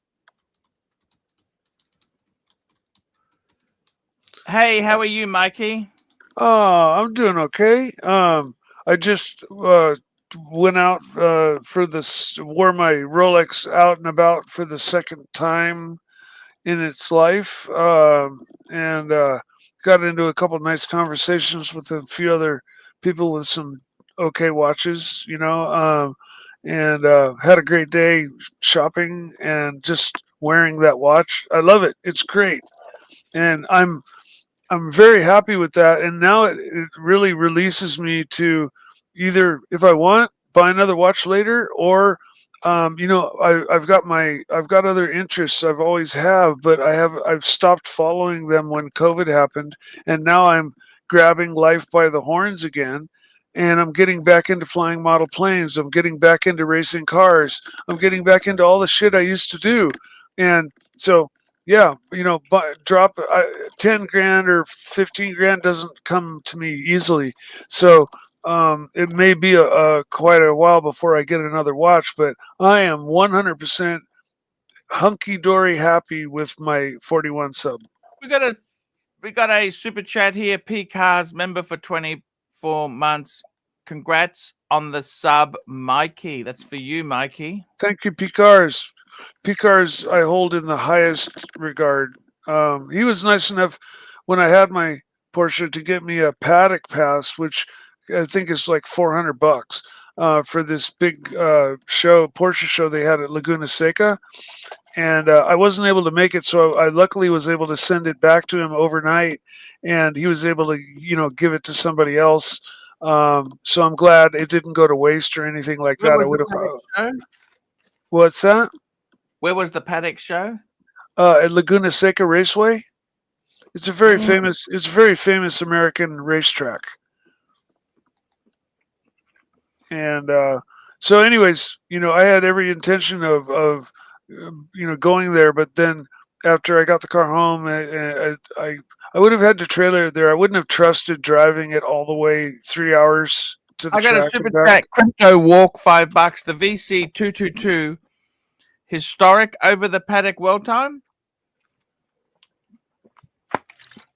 I like looking at A. Lange pieces. Are they worth it and they retain decent value? I don't think any of this stuff in the modern age, Patek, Vacheron, if you buy this new, the retained value can be difficult. Yeah, it's pretty exclusive. Each company seems to have a watch or two, a model or two that, holds their value or goes up, and then the rest of the line does the normal depreciation drop that you see. But most Rolexes don't, if you can get them at list. But yeah. Every company seems to have one or two watches. Like my Orange Monsters, so I got it for $129, and I think they're around $600 or $800 now. And my Pogue is worth, it was. Seiko made a bunch of watches that looked identical, but just had micro differences to make it not a real Pogue, whereas mine's a real Pogue. And since it's a real Pogue, it's worth, I think, around a G to 1,200. You never sell it. Your dad gave you that watch. Yeah, no, that's my. I'll never sell that watch. To answer your question, look, crypto walk. You got to buy this shit on the pre-owned.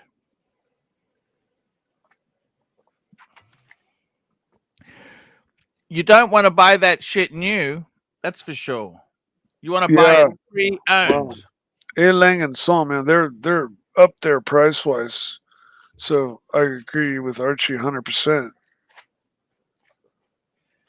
And I got to tell you something, Mikey. Mikey, I got to tell you something. I think the sub you bought was such an amazing piece. I love it, man. Yeah, people ask me, did it come with the white tag? Yes, it came with the white tag.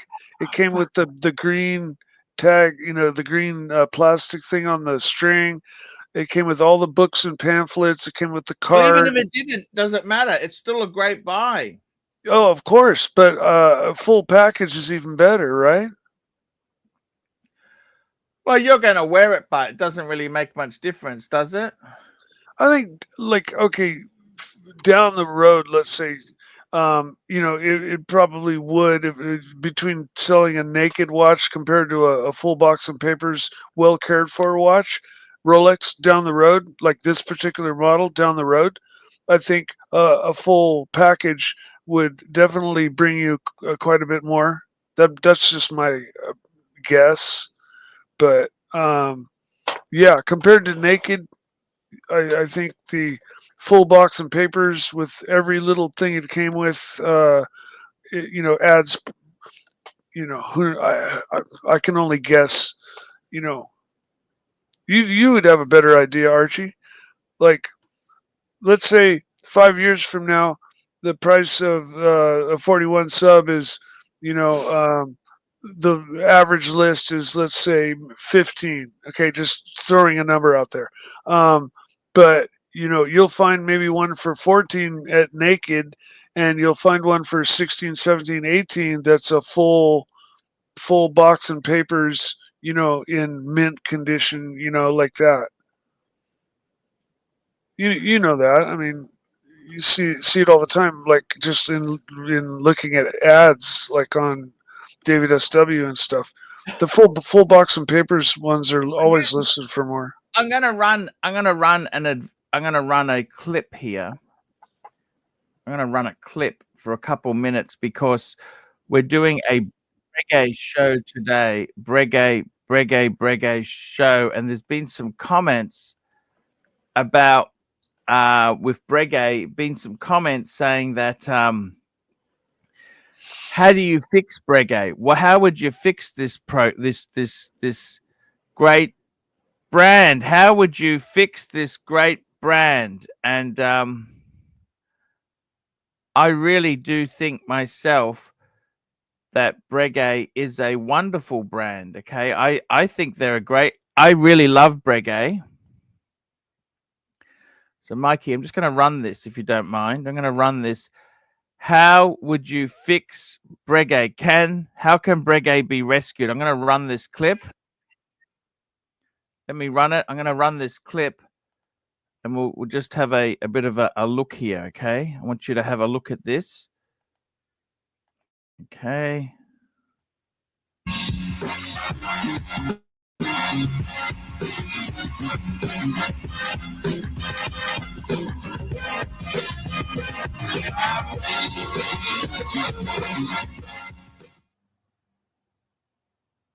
Hey guys, ArchieLuxury here, ArchieLuxury channel. Quick wristwatch check.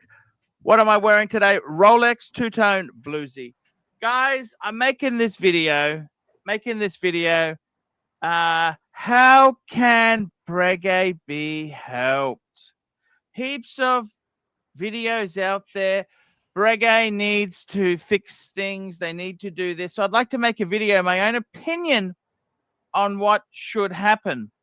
And the reason I'm making the video, of course, is I love Breguet. I have 3. Actually, I own 4. 1 was stolen, but I've got 3 rose gold Breguets in my possession. That's correct, guys. I really do love the brand. Yes, I do. Crazy enthusiast. Crazy enthusiast. That's right. I'm a crazy enthusiast who just adores the brand. That's right. I love the brand. I love it so much. 3 Breguets here. Look at this. We've got the Breguet 7147 rose gold automatic. We got a 7057 manual wine traditional. And we've got a Breguet Type 21 sports chronograph flyback. So we've got piece from classic line. We've got classic, we've got traditional, and we've got the sport. Okay, 3 gold Breguet. So what do I think needs to be done? Well, I got to tell you something. Firstly, let's have a look at some of the other commentary on Breguet, and let's have a quick bit of a sticky beak at some of the comments that are out there. Let's have a look at some of the comments that are there, because let's face it, guys. Yeah, let's have a look and see what the dudes. Let's go and see what the dudes are saying. They're great people, very passionate, by the way. Mont Blanc, shade. Don't even want to look at it. Breguet. That brand has single-handedly more history than any of these brands combined. And I just don't understand how they can fall off a cliff like they did. Fuck me dead. How did you put on so much weight, Nico? How did you fuck up a Ferrari? How did you convince people to buy? How did you convince people to buy that latest watch with that tragic Chinese movement in it? They fell off Mount Everest, mate. Louis Breguet, the inventor of the tourbillon. I mean, name me any watch brand with a richer history than Breguet. Honestly, I am so sad to see. There's no clear direction where the brand is heading. There's no clear identity. They're making the same shit. I genuinely believe. Same shit. I like their shit. I think their shit is good shit. And this is sad, and I want some funeral music on this, under this, right? Because I'm a fan. If Breguet is maintaining the course they're heading now, they're heading straight to their own coffin. It's pretty nasty shit there, what has been said there, Mike. What do you think? It's pretty nasty. Breguet's a great brand. They don't need to do anything. What they need to do is 3 things. I tell you what they need to do. It's in the video here. Listen to this. 5-6 years, Breguet is on. Who? Fuck me dead. This is hardly Steve. Look at this. Absolutely no style. He's not Steve. Look at this guy here. Let's get some commentary on this. This dude There's here. a legacy brand that people like to complain about. It's Breguet. Most of the comments speak to how Swatch is mismanaging Breguet and how Breguet is completely forgotten compared to its contemporaries like Audemars Piguet. Okay, we got a South African dude with absolutely no style. He's not Steve fucking McQueen, is he? Vacheron and Patek Philippe. How bad is it really with Breguet? And if it is as bad as everyone says, why is it the case? And what would it take to get Breguet to a better place? That's what we're going to talk about. Today, they've got a couple of lines. The Marine is their, relatively speaking, more the Breguet Marine. I won't make personal judgments as to its quality. Fuck me dead. This is hardly Steve fucking McQueen. He's not exactly the style guru of the decade, is he? This dude here, you're going to take fashion advice from this dude. I'm afraid that that's enough said. Look, I got to tell you something, guys. Please listen to your pontiff. And let me tell you this here. Breguet is a fantastic brand. Have a look here. Look at that. There's me with a Type 21 in a bit of fun. Look at this here. This is on a strap. That's another good. That's a cool friend of mine, Mark Goldberg. He's a future Breguet customer. Breguet, you got to embrace it. Embrace it. Embrace. That's what we need to do. Guys, you've got some superb watches. What you need to do, in my opinion, it's simple. It's simple. Let me tell you what we need to do for Breguet. And it's gonna I'm just gonna say it so you guys understand. I've got 3 bits of advice. Number 1, we need to halve production. Okay, we need to cut production in 2. Number 2, we need to increase prices by around about 45 to 65%. That's correct. We need to up the prices. And number 3, here we go, guys. Here we go. What we need to do is, with the archives, we've got to follow Patek's example. It doesn't matter whether you bought it brand new or secondhand. You get your name in the archives. That is it. That is it. Increase prices, reduce production, and let every fucker put their name into the archives. It worked for Patek. It will work for Breguet. Breguet. That's the advice, Mike. What do you think of that, hey? And we got Herman Rance on the screen. How are you, Herman? I'm okay, Archie. How are you? I am great. What's new with you? No, I'm just listening to your commentary on the Breguet there. What do you think? Give me your verdict. Well, they got to try it. It might work. What else? What are their other options to continue doing the same thing? They got to do something. Well, maybe they don't. Maybe they just continue on normal. I love Breguet. When are you getting a Breguet? Please. Herman, you are a Breguet man. I'm going to tell you, this is a Breguet man. I'm just bringing it up on the screen now. Mikey, you need to add a Breguet. Get a Breguet in, and you are fucking done. I'm going to show you. Look at this. This is a Breguet man. Look at this, Herman. Beautiful. You've got to practice that pissed off look. You like that pissed off look? Yeah, Yes. just sure. You bet, man. I wouldn't. People in the old days always looked pissed off in photograph. Yeah, if I walked by you in the grocery store, I wouldn't strike up a conversation with you, looking like that with that face on. You look, a little serious. Hey, you look like the CEO of a Swiss watch company. I totally agree with you, Herman. You look like Terry Stern, except you're wearing a Breguet.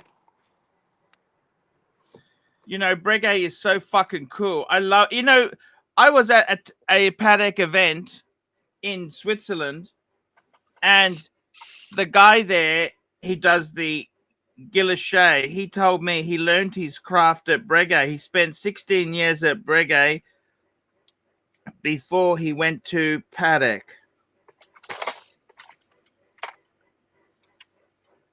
It tells you everything. He respects the Breguet brand name. He respects it.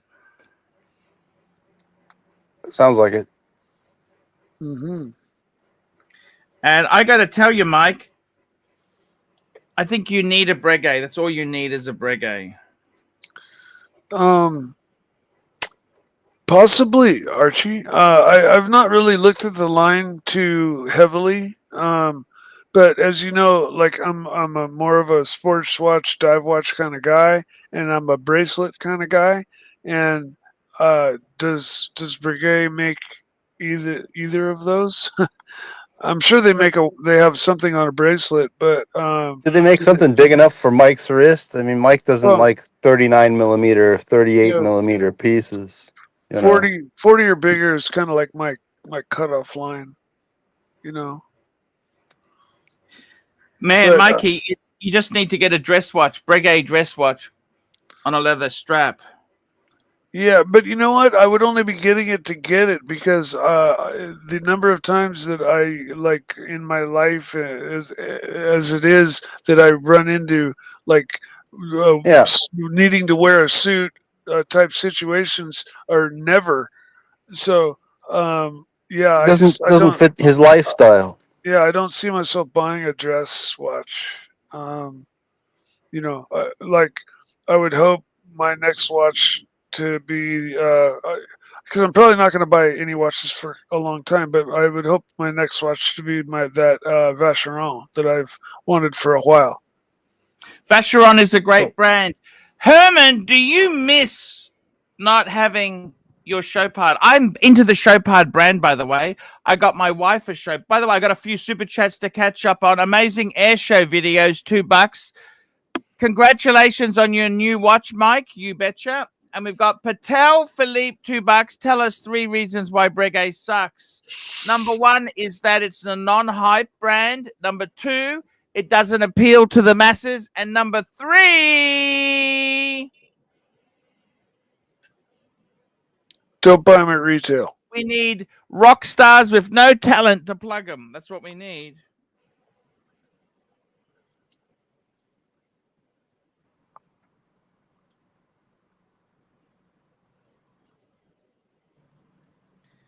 But I got to tell you,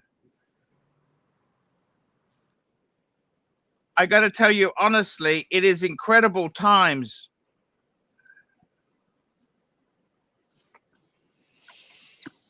Yeah, it's a good time to pick up a Breguet if that's what rings your bell for sure. A lot of Yep. these. Herman, your wife, you got her a Chopard. How does she feel that you don't have a Chopard now? She doesn't pay attention to what watch I'm wearing. She doesn't really care about that. I don't know. She doesn't really think about it. What the brand is. I don't know. Why do you say that? That's just the truth. But she's Japanese, isn't she? Yes, yeah. She was born in the center of Tokyo. And doesn't she understand the art? You're a musician. You're an artist. Doesn't she appreciate that or not? Yeah. What does she say about your art?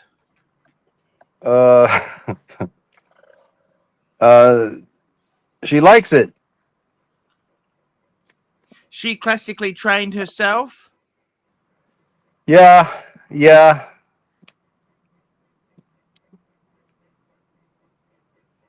Tell me Yeah. this, Herman. What Breguet would you buy? Out of all the Breguets, what do you see yourself?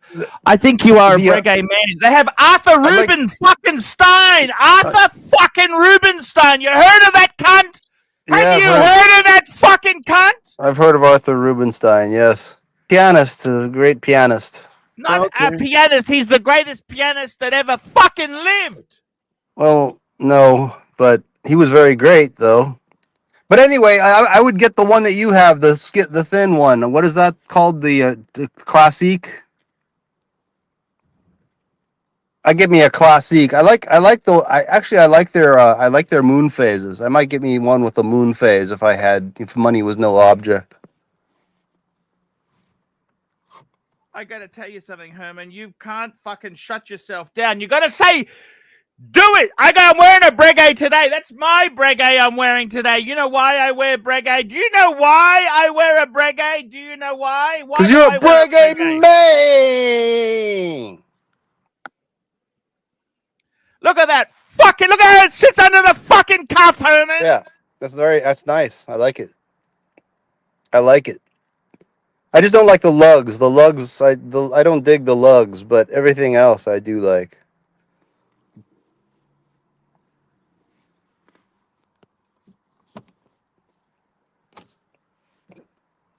Yeah, nice and thin. Nice. It's manual wind, of course, right? Yeah. This is automatic, actually, Herman. No day. Really? No fucking lousy day to fuck up the aesthetics. That's right. Yeah. Automatic uses 3/4 movement. 3/4, Herman. 3/4 plate. You betcha, Herman. They use that a lot in the German watchmaking, the 3/4 plate. Isn't that like a pocket watch, a reference to pocket watches or whatever? Harkening back. I don't know. You got a picture of the other side? Let's see the other side of it.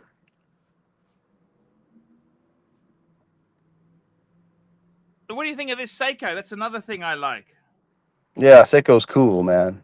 I'm trying to sell that fucking thing. I had no luck yet. Oh.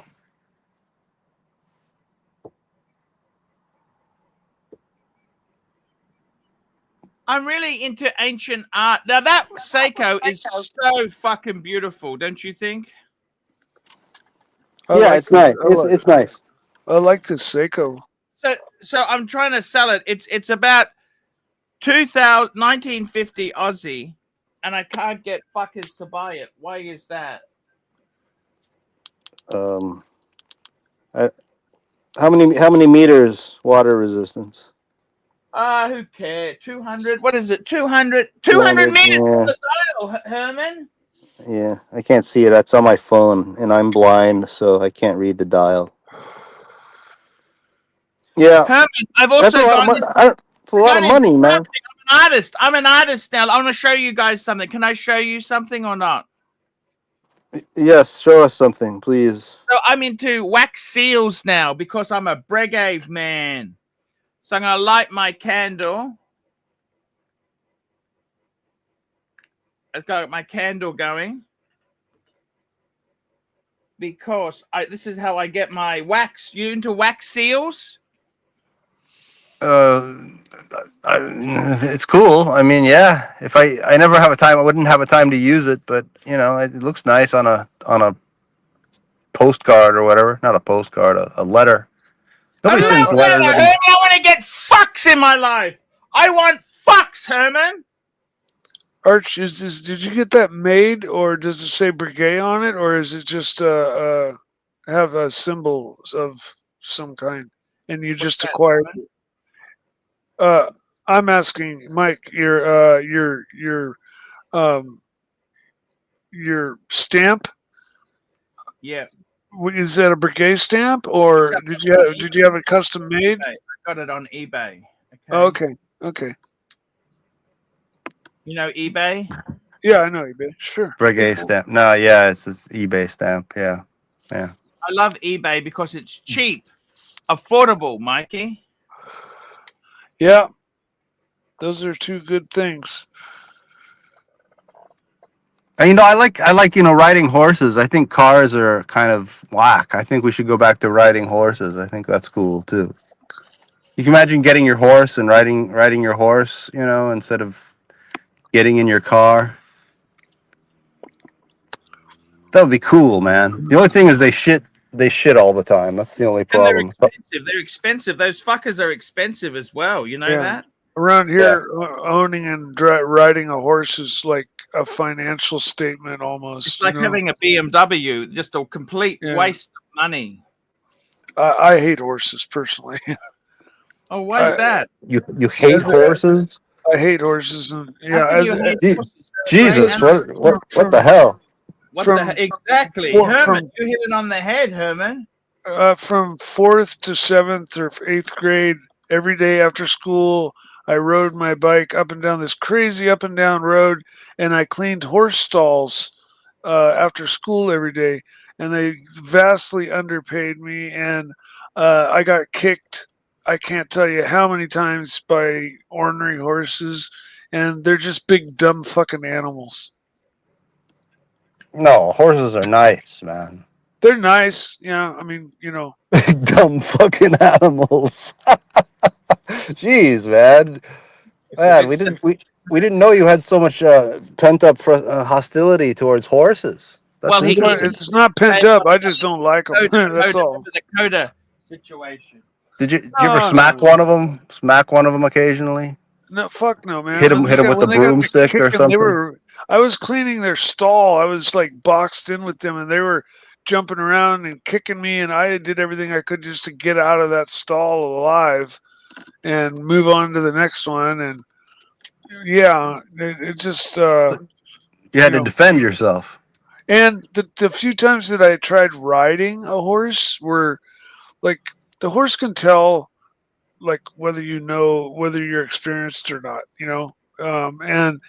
so if it knows it's got a dumb shit on its back that doesn't know how to control it, it'll basically do what it wants, and it won't respond to your controls. I got a super chat. The Undertaker, $3. Mike the Snake, did you trade your Speedy for the new subby? No, not at all. And in fact, my brother recently came to visit from Texas, and I gave my Speedy to my brother. What? You don't have the Speedy anymore? No, I gave it to my brother. Why? Because I love my brother, and he's done so much for me. And yeah, it was the least I could do. You never told me that story, Mike. I didn't give you permission to do that. I'm sorry, Archie. It was just a few weeks ago. What the hell? You gave it to your brother? Yeah. Did he even appreciate what it is? Absolutely. He's the CEO of a large steel company, and he, it's a large company, so he has like 10 to 20 people leaving each year because they aged out, right? They've reached retirement. Yeah. And so he always gets them a nice watch, and he always refers to me as to what to get. I at first, originally I told him Speedmaster Man on the Moon. That's the first thing out of my mouth. But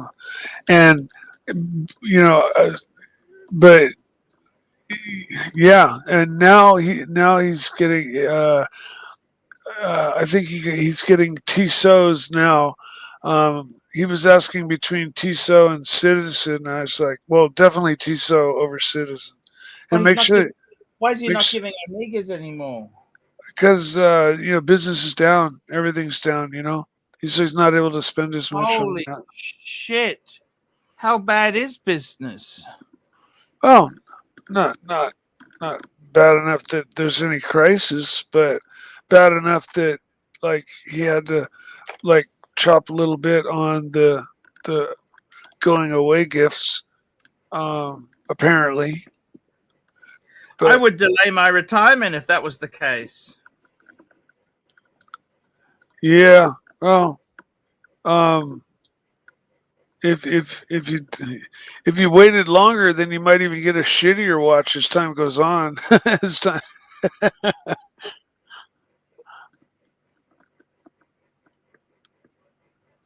So, the one and only Did the hot horse horology. buck you off? When I tried to ride, it was actually a pony. They were like, start out from scratch. So they put me on a pony. I couldn't even, the pony bucked me off. Yes. I fucking damn near broke my arm like 10 different times falling off They're horses. supposed to put you. They're supposed to put you on like an old female horse, like a 14-year-old female horse or something first. Before, if you don't know what you're doing. Yeah, I mean they did. They put me on a horse that was fine. It wasn't known for like any bad issues, but it could just totally tell by my inputs, the way I kicked and the way I yanked on the leash way too hard. You know, they have they have this thing in their mouth, like when you pull on the reins, The it, bit. it it's the bit is this metal thing that swings up and just gacks the top of the roof of their mouth, you know. And if you're an idiot and you're fucking yanking on them like way too hard, you're actually like hurting the horse. You piss the horse off, right? And he already knows you're a dumb shit. You don't know how to fucking ride him, so why fucking follow any of his requests, And that's basically how horses viewed me when I was on them. And Dumb shit.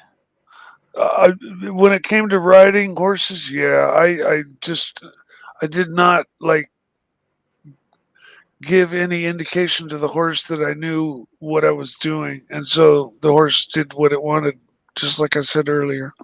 The horse was like, "Get off my back and go fix a transmission." Pretty much. Yep. Can you blame the poor animal, Mikey?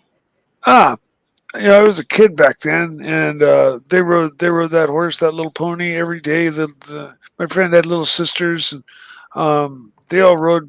That ranch raised Arabian horses, and so yeah, I was over there half the time of my life. Aren't those really temperamental, the Arabians? Aren't they like? I don't know that much about the Arabian breed of horse, but I know the ones that they had were seemingly, they didn't. In actuality, I never really looked at the horses too much, unless they were like in the way of the gate that I was opening. So I could get through on my dirt bike. Yeah. I mean, aren't Arabian horses white, or is that not true? Yes, white, but then I think when at least they had one that matured, a male, and it turned gray. I can't remember if it was solid gray or like splotchy, but it turned gray as it got older, like after 4, 5, 6 years. So I'm not. I can't say for that for sure. I don't know that exactly. Yeah, remember that scene from Ben-Hur where they're having the chariot race and he's got the white horses? Scene. You want to hear a funny story? Yeah. Okay, I'll I'll make it short. Okay, I promise everybody. I worked for these neighbors down the street. This elderly couple, again being grossly underpaid to chop wood and like roll up newspaper for their fireplace and stuff. And the old man would like hawk. He'd hide around the corner and watch me, make sure I wasn't fucking off. And one time. They turned on this really old TV. They said it's better if you run it, for like an occasionally than let it sit. It'll go bad faster. It was an old TV, and anyways, Ben-Hur was on, and it was the fucking chariot race. And I'm crumbling up pieces of fucking newspaper to build their fire for the evening. They just like the paper. But I got distracted and turned around and just was watching the fucking epic chariot race. And that old man rapped on the window with his cane. Bam, bam, bam, bam. Get to work. And I think they even called my mom and said, "Come pick your son up early." Like he was all pissed about it. And on the way home, I told her what I'd done, and she was like, "Well, that's bad, Mike."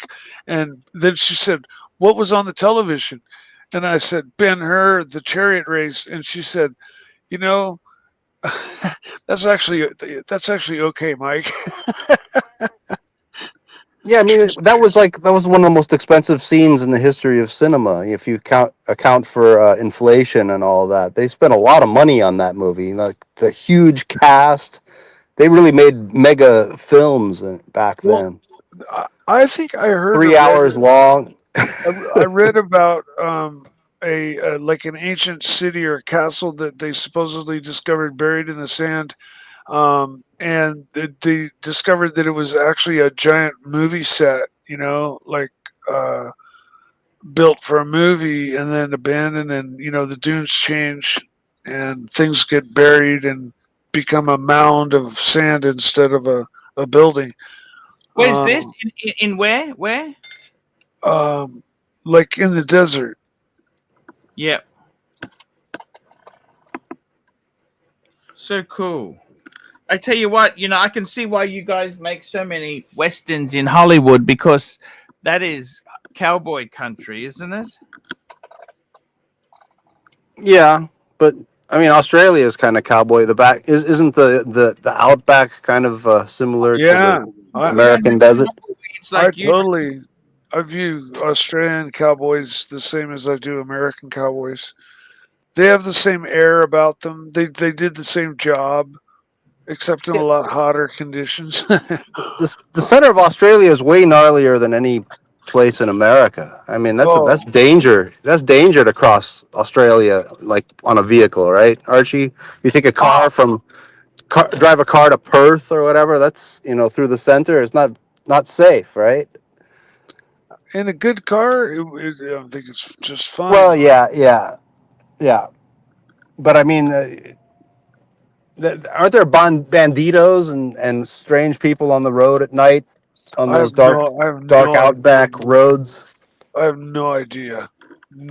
I wanted to show you something, Herman. Have a look at this watch here. Do you like the Chopard Eagle? The Eagle, look. Alpine Eagle? Yeah. Yeah, I'm they have surprised. they have one with Geneva Would, Seal movement in it. would you get a Rolex, or would you get, if you're going to get a next watch, Rolex, Chopard, or Breguet? Tell me. Uh, Probably a Rolex. Would you I get mean, the sub? how am I buying it? Am I buying it new? Am I buying it used? Do I have any Rolex Whatever you available to can. me? Have Or you got money? Have you got money? Firstly, you've nearly paid your home off. You can easily get out a personal loan.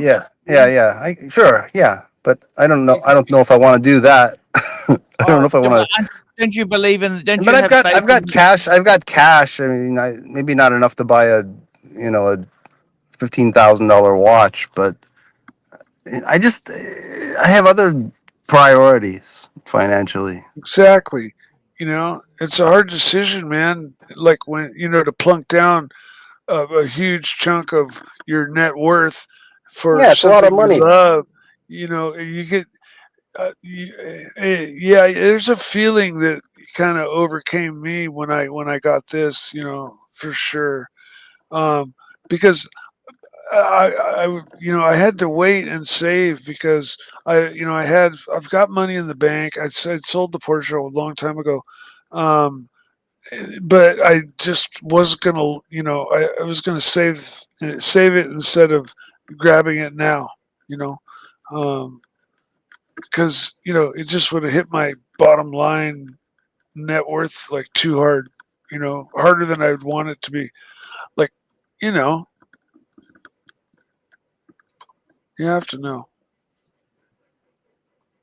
I got to tell you, Mike, I'm a little bit disappointed you didn't buy a Breguet I'm first. sorry, Arch, but I've been saying I'm gonna buy that watch forever, and that's the first thing I was able to do. First thing I did. Yeah, I must say, I wouldn't listen to the Nark for advice. No, I He can don't. go fuck himself. When it's his money, he can buy what he wants. I like the way everyone wants to give you advice. I want to ask Herman something. Herman, I'm going to bring a picture up on the screen, and I want you to tell me, what watch do you think Arthur Rubinstein would have these days? Can I ask you that, Herman? Who's he? Yes, he's a very famous pianist.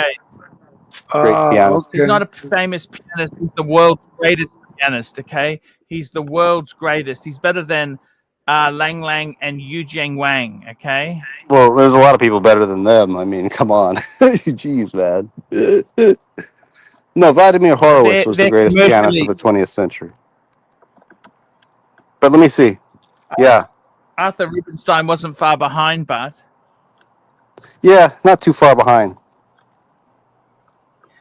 Which one do you think, which box do you think Arthur Rubinstein would pick one from here out of these three? The one on the right. The white one, you mean? Yeah, it's the most elegant. That's what I'm wearing. That's the one Yeah. I'm wearing. That's the one I like too. I would say the exact same thing. And for in a total dress scene situation, this is from a distance, because I'm looking at a little dinky picture of it, right? But it looks like a beautiful, very basic, watch. But I'd like to see it up closer. It is an incredible watch, Mike. And you know, the beautiful thing about it is that it's a Breguet and it's available to all the people out there. Just go and start looking for Breguets. We've got some super chats have come in. We got a super chat. Firstly, we got a super chat from Patek Philippe, $2. AC3, do you have a topic today, or are we doodling? Now, today we got Herman specially in. I asked Herman in. Talk about which Breguet he's going to get next. We've agreed on the white dial 7147. Now, did you know who else is a fan of this watch, Herman? Do you know who else is a fan? That is our good friend Thomas Burnett. Thomas Burnett is a huge fan of this watch. And Thomas Burnett told me I would say. he wants to buy one himself, okay? He wants to buy this watch. And I've got to tell you, with Breguet, I'm going to bring up a Breguet picture here. Mike, I think there's three of us on the panel. I got to tell you something. Out of these three, let's pick one for each of us. Personally, I would say for Mike, I like the big sports chronograph at the back because Mikey's a big, chunky guy. I reckon that'd be him. Herman, I'd go white dial. And for me, the one in the middle. What do you think of that, guys? Could we make that a set? That works, yeah. Yeah. Herman, if you got that Breguet, I think you would be happy in your life. You understand? Well, maybe, maybe. It'll make you happy in your life. Well, yeah, it certainly might. It might do that. Happiness is an important trait, Herman. You know this or not? Yeah, it feels good to be happy, and it feels bad to feel unhappy. It's, I've got to tell you something. We need to have joy in our life. That's what we need, Herman. We need joy. And as for you, Mikey, I got to tell you, Mikey, you need a Breguet, man. You really do need a Breguet. You got to lift your game a bit. Well, I'll have to. Women will be attracted to you. Herman, your wife will be finally, she will get it. She will start worshiping you again. Okay? Yes, that's right. Do they mix pheromones? That's pretty cool. With the metals so that they. It's funny, as Japanese women get older, when you live with them for a while, they turn from being really nice into nasty. Don't you find that, Herman, or not? I think Well, that's yeah, kind of especially if they're from standard. Tokyo. I think that's kind of standard across the board. No, I think Yokohama, Tokyo, actually anywhere in Japan, they start to turn nasty the longer they stay with you. Would you agree with that statement? Well, I mean, my wife is from Tokyo, and she doesn't like anything in America. She compares everything to Tokyo. Why You know, doesn't she go back then if it's so wonderful in Tokyo? well, she doesn't love it as much as she says she does because it's a very demanding place. I can tell you something. Your wife's a registered nurse, isn't she? Uh-huh. She's probably making 120,000 US a year. Yeah, probably. Well, go back to Tokyo. She'd be on about, I reckon she'd make about 40 US a year. Yeah, that's probably true. Yeah. Okay, so then tell her that what's she going to do then? She goes, you would actually do well in Tokyo because you know what would happen if you went to Tokyo? What's that? You would have women who walk around and just want to fuck you because you're the great pianist. You would actually do well in Tokyo. You know, believe it or not, you're the one who would actually love it. Yeah, when I was younger, maybe, but now they don't look at me. I'm some old white guy. Yeah, but nah. I'm past my prime in that regard. I've been to Tokyo a lot of times. I don't see any women like wanting, lusting after me. Well, I don't know. They don't worship Caucasians like rock stars. It's not. It's a misconception. yeah, it's too many coming over. That's the problem. Yeah, they used to be a novelty, but not anymore. No, that's they're starting to loathe Caucasians. Yeah, they were a novelty, and now they're The novelty's in worn more off. and more numbers every year, more and more in Japan. More gaijin. Gaijin. Gaijin, yes. You know that word, right? Gaijin. Did you learn to speak Japanese, Archie? Your wife is No. Japanese. Did you What's learn to it- speak what's Japanese? I got some more super chats. Let's do some more super chats coming in. We've got Wayne, Mike, Nerd Nick, Watch Nerd Nick, 9 Malaysian ringgit. Check out the Breguet Alpine. Sorry, check out the Chopard Alpine Eagle 41 SL Cadence 8HF. Now, I've got to tell you something. Honestly, I actually love Chopard. I'm really sorry I didn't. Can I apologize to you, Herman? Yes, you can apologize. Yeah. I didn't give your watch the love it deserved, and I That's should true. have talked you out of selling it. Okay, I think you made a big mistake there, and I want to say to you, I am sorry for that. Okay, I very much am sorry. Okay, I would like to apologize to you. Yeah, I mean, it was cool. It was one of 8. There were only 8 pieces. That was that in and of itself is kind of a dandy so let's thing. bring this watch up here. I'm gonna bring this watch up that I've been paid. So this is the Chopard Alpine Eagle 41 SL Cadence 8HF. Tell me what you think of high beat. Look at this. What do you think of that? It is absolutely gorgeous watch. Look at this watch. It is so beautiful. Look at that. Seriously, look at that. I love it. What do you think of that? What's the case made out of? Is it just steel or what is it? I think that might be titanium. What do you think? Is it titanium? Let's have a look. It is a titanium. It's got a rubber bracelet, 2015 Chopard Eagle. This watch itself here is 41 mils, 9.75 thick.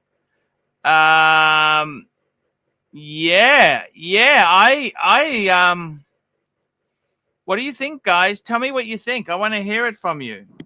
Not that one. The one I like is the more recent one that has the Geneva seal movement. There's one on the current page on their current website that has a Geneva seal movement. That would be the one I would like to have. Go to their website. Pull up the Alpine Eagle. I got to tell you, this is the one to get, Herman. This is it. This is the Alpine Eagle. This is the Cadence. You don't like it? Well, tell me what you don't like about this one. What's wrong with this one? I love it. I don't know. It's kind of dark. Okay, let's go to Alpine Eagles. Let's have a look here. Let's have a look. So traditional. Do you want the blue one? Look at the blue dial. Look at this. Look at this. Here's one here. $9,000. Look at that. Look at that, Herman. Look. Look at that, Herman. This is steel. This is what you want. Okay, Herman. This would be better than a fucking Royal Oak. What do you think? There's one. Well, I don't know about better, but considering you can't get a Royal Oak and considering the price difference, yeah, maybe you could make an argument for that. But look for the one with the salmon dial. Salmon dial.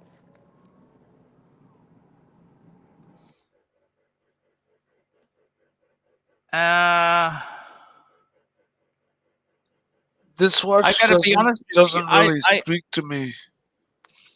It doesn't speak to you. What do you mean, Mike? Be dead.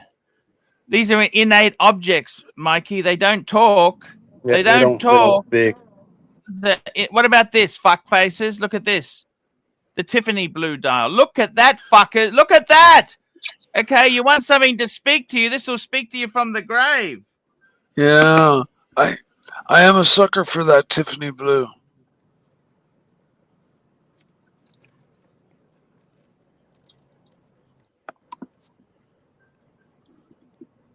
What do you think, Herman? What's the price on that one? Well, it's going for big bucks, Herman. It's not cheap. This is not a cheap thing. This is not for poor people, Herman. You do understand that, don't you? Yeah, I think I understand that. Mm-hmm. This is for rich cunts, rich fucks. Yes. Rich fucks, sad saps. Are you a sad sap or what are you, Herman? Tell probably, me what you... I probably, yes, I am. How much is it, though? It's not, it's 16,000 US fuckaroonies. Huh. Okay. You weren't happy with the other one. That was 10. Look at it. Tell me what you think. Yeah, What do you think? I want to know what you think. I love it. I like it. I don't know. I'm not the Tiffany blue dial. I don't know. I know it's popular. I don't know if I would buy that color dial, but it's nice. I do like the texturing on the dial there, and it looks nice, and you know. But the movement, I think the movement in that one is kind of blah. It's okay. It doesn't. They have, like I said before, like 100 times already, they have one with the Geneva seal movement, which is the one I would like to have. But that's just me. Well, you know, Archie, when you earlier were like comparing this or this brand or a watch made by this brand to the Royal Oak as a, like, wouldn't this be a good Royal Oak replacement?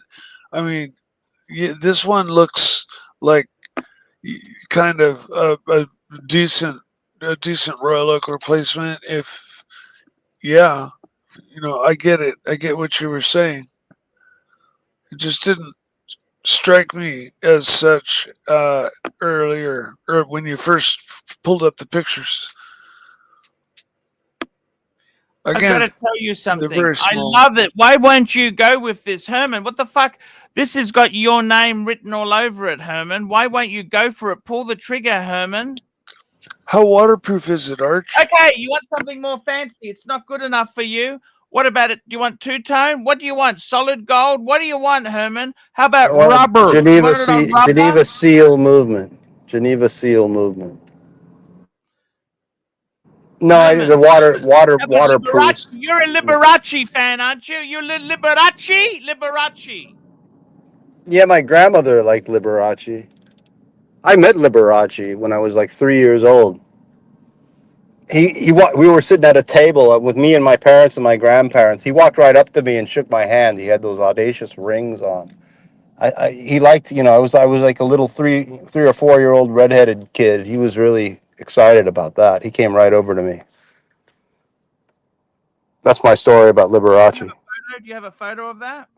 I wish I did. Oh man, I should scold my parents for not having a. We didn't have a camera with us, and there was nobody around. It was like 1979 or something like that. So people didn't just have cameras like we do now. That would be great. I'd love to have a picture of that. That's a great story, man. Yeah, it was the Las Vegas Hilton. The Hilton. The Las Vegas Hilton. Somebody, how's that song go? Somebody's calling from the Las Vegas Hilton. I don't know that one. They The used Las to have Vegas serious Hilton. performers in Las Vegas. They used to have really great performers. You know, they Sinatra and all these kind of people. You're going way back. I've not ever followed the shows that they have at Vegas, but I always know that they've got mid to top tier entertainment occasionally, but they hook some some good, you know, good entertainment like permanent all year. Like there's a show every night, you know. Some of them. Oh. Yeah, that's true. 12 months out of the year. Hello.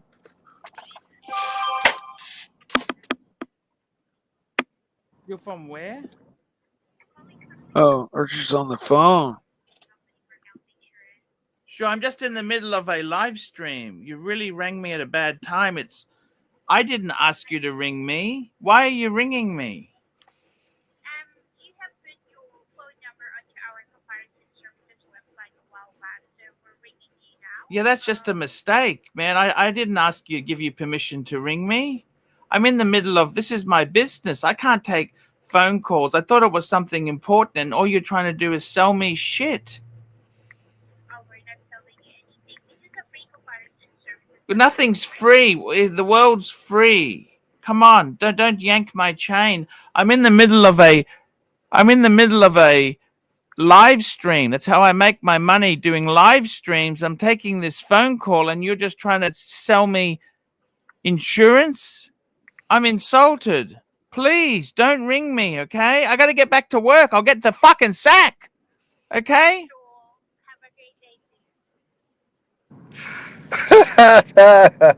She's traumatized. You traumatized that poor woman. Herman, this is the Liberace of show cards. I got another super chat in here now. Patek Philippe, $2. Thoughts on the Tudor Pelagos Ultra? I fucking love it. However, haven't seen it yet. Oh, I'll call it up, Herman. Mikey. Sorry, Mikey. I'm going to bring it up on the screen so you can have a look at it. It is nice. The only problem with it is, Mikey, I'll tell you what's wrong with it. So this is the Tudor. It's the Tudor Pelagos. They made it's a new size. It's the Ultra. They changed the size, right? Yeah, didn't they go down? Pelagos Ultra. Have a look at this. Look at it. There it is. And this is it here. It's on a titanium bracelet. Now, the funny thing is, Mike, they also do it 39 and left hand. Now, the size on this one, I think it's 40. What is the size of this thing? What is it? 43, Mike. 43. Wow. What do you think, Mike? Yes, I no, love maybe. it. Tell me what you think, Mike. You're a Tudor man. I love it. Tudor. This is a Pelagos, right? Correct. Yeah. This is the new one, the latest version, right? I love it. You know, I mean, otherwise I'll default back to my old original version 1 of it, over all of its predecessors up to this one, which I didn't know or hadn't seen yet. This is newer, a little bit bigger, which is fine with me. And I loved my Pelagos, man. That thing was a hell of a watch for sure. So I would expect the same about this. This almost looks like it's got a flat finish on the bezel, doesn't it, Archie?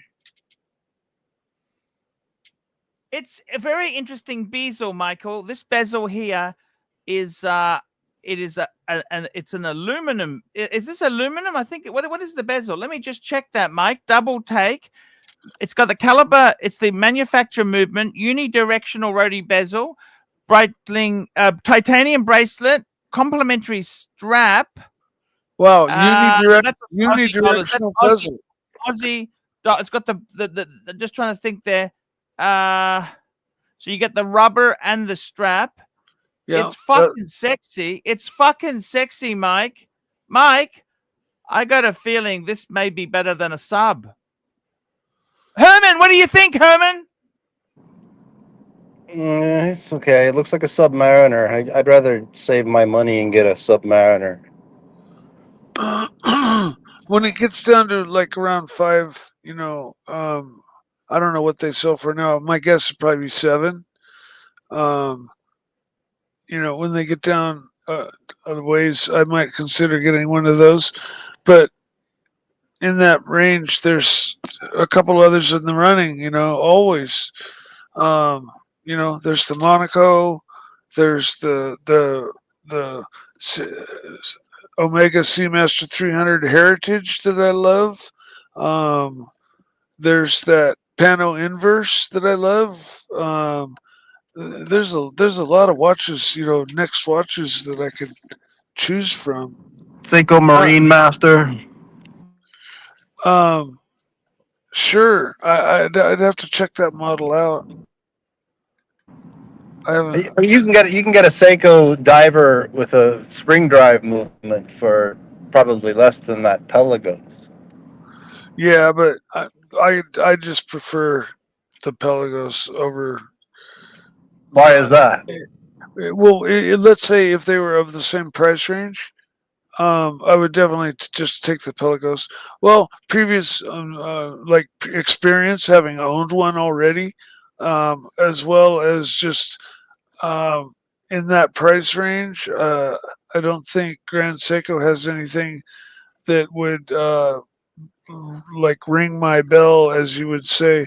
Whereas the Pelagos is already a sports tool dive watch, which is my style. So that's why. Well, never say never. Maybe have a look at one first before you condemn the brand completely. Oh no, I'm not. I don't condemn the brand at all. You just asked which would you take, man, and so I gave you my answer. No, Archie did. I asked if why you prefer the Pelagos, but it's all good, man. It's all good. Oh, I didn't mean condemn the brand. I meant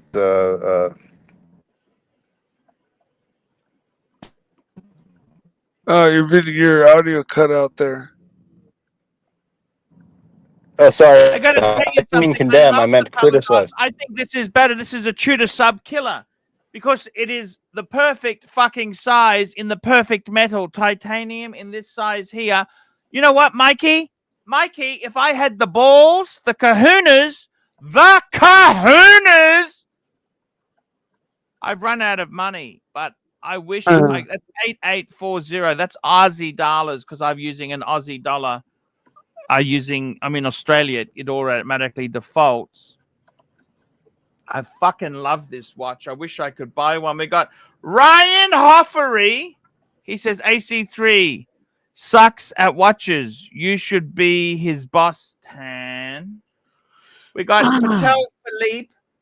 $2. Thoughts on the IWC 41 Top Gun Lake Tahoe? Now I got to tell you something. I am so in love with IWC big pilots. Okay, IWC 41 Top Gun. Now this is the Lake Tahoe. You know where they named General Motors named a car after. They called it the Tahoe. You know the Tahoe? Mike, you heard of the Tahoe? Yes, he knows. He knows. How many of us have been to Lake Tahoe? I've been to Lake Tahoe. How about you, Mike? Me every year, like Yeah, right on. forever. Yeah, nice. Nice. Why is Yep. it called Like the Lake Tahoe? I don't know. But yeah, no, I've been to Lake Tahoe 1,000 times, man. Yeah, it's it's a great place. it's about 4 hours away from me, and yeah, great place, beautiful place. My God, Yeah, beautiful, beautiful place. um, and some crazy history about on the way The up Donner on Party. the Donner Party, yeah, Donner Pass. You ever hear that story, Archie? No. Um, Something happened, a train wreck or a No, group because they were in of covered wagons. They were in yeah covered wagons. covered wagons. These people, ended up getting kind of frozen in or something, and they ended up eating each other to survive. Fucking hell! At Lake Tahoe, what couldn't they eat the polar bears? What's at Lake Tahoe? Where is Lake Tahoe? Firstly, let's clarify where it is. Where the fuck is Lake Tahoe? It's like It's in Central California, on the border of central, Nevada and California. yeah, like east of L.A., just straight across. Or not East central, LA. or east of Bakersfield, straight Born across. in East LA, man. I was born in East LA, man. Yeah, man.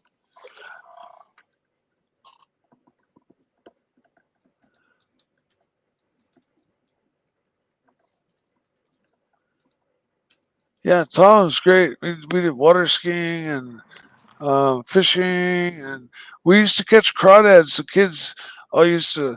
We'd take a blow up like boat for kids, that you play with in the pool, and No, I'm bring it just down to asking the them at shore. IWC, what's the best discount I can get?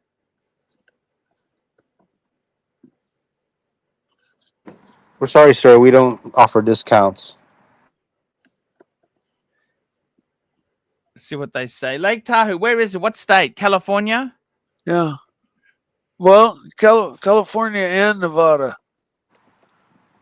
I believe. Hey, the Godfather 2 was the first. The beginning scene of Godfather 2 was Lake Tahoe. Was it really? Yeah, Oh, how cool is that? yeah, I did not know that. yep, yep. But I It, do think that's what. the state line does go through the lake. So there's the Reno side of Lake Tahoe, and there's the Tahoe side of Lake Tahoe.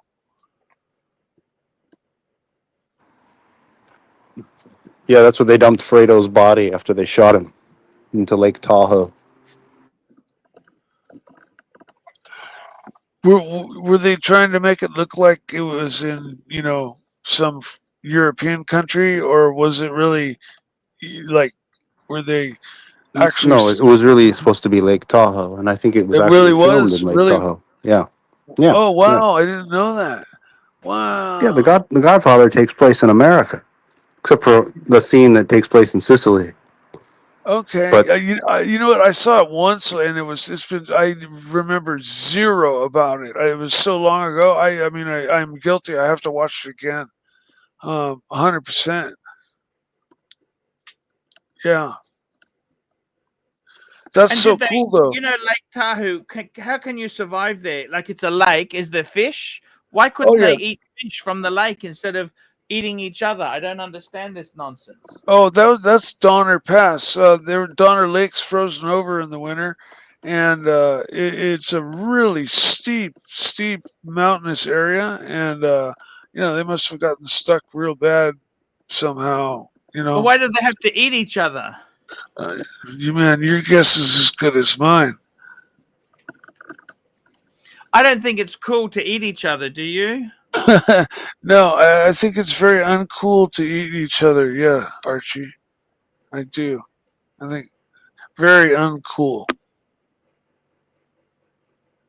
It's uncool to eat each other. What do you think?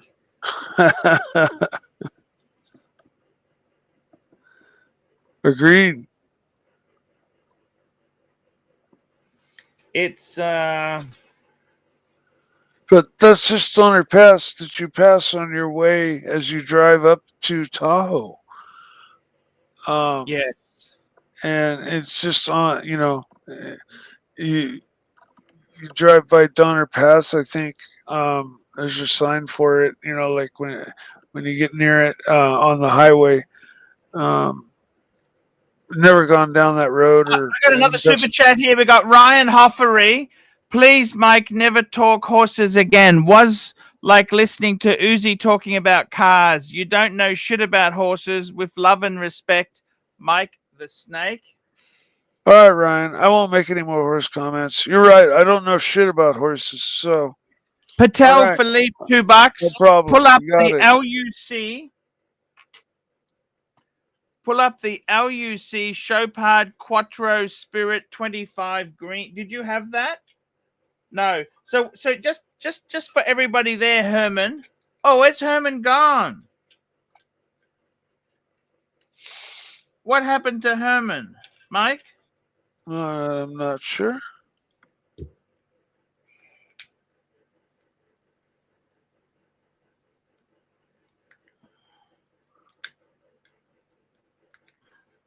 Maybe Mike, what happened to Herman? you have something against Lake Tahoe, or maybe the Didn't movie. they have a Chevrolet? Didn't Chevrolet release a Tahoe? Didn't they release a Tahoe? Yeah, A that was a it was a large SUV, if you want to call it, but largish. Yeah. He had a Tahoe. What did Tony? Tahoe, I think, was a truck. Yeah. Yeah, it was a mid-sized truck, sold by Chevrolet. Yeah, my uncle had one. They were expensive. They were not a cheap vehicle. Yeah,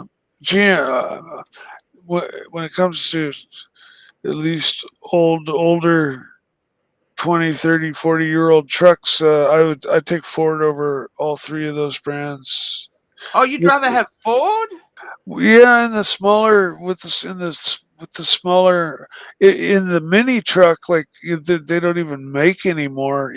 Like Toyota probably is king, but they don't even make mini trucks like that anymore. Now they're all big.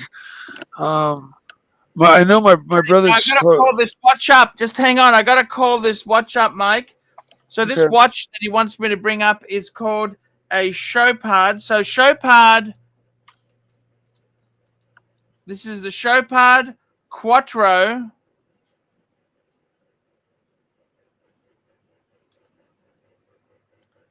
Chopard Quattro Spirit 25.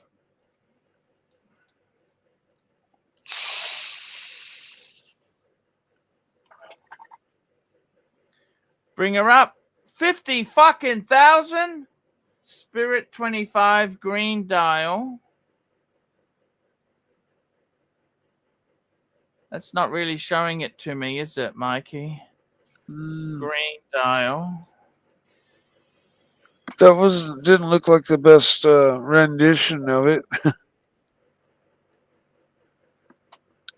Oh, Chopard LUC, Chopard Quattro, Chopard LUC Quattro. Look at this. This is Hodinky did an article. Oh, fuck yeah. Look at that. Wow. That's a beautiful watch, Mike. I agree wholeheartedly. I could fall in love with that, Mikey. I could too, Archie. Look at the crown. Wow. I love it. I love the bezel, the round bezel.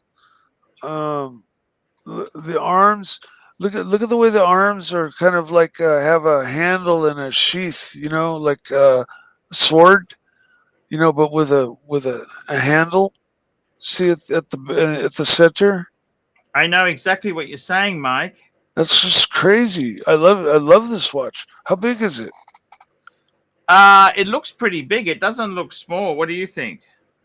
Oh, I mean, if it were like 42, it would be like that'd probably be the watch I'd be, yearning for if I were to buy a dress watch. No, you're getting a Breguet, fuckface. Oh, that's right. Yeah, that white one. I do like that one a lot as well. It's Breguet for you, Mikey Poo. It's Breguet. You know Breguet, don't you? That's what you love, isn't it? You know, I've never really checked the line out up close. So, you know, in every brand, there's models you like and models you don't like. So, I'd have What don't to. you like about Breguet, Mike? Oh no, I like the brand Breguet for sure. You know, it's got so much history and you know provenance in the hot horology world. Totally, man. I need to see the watches to see if you know what models they make that I like.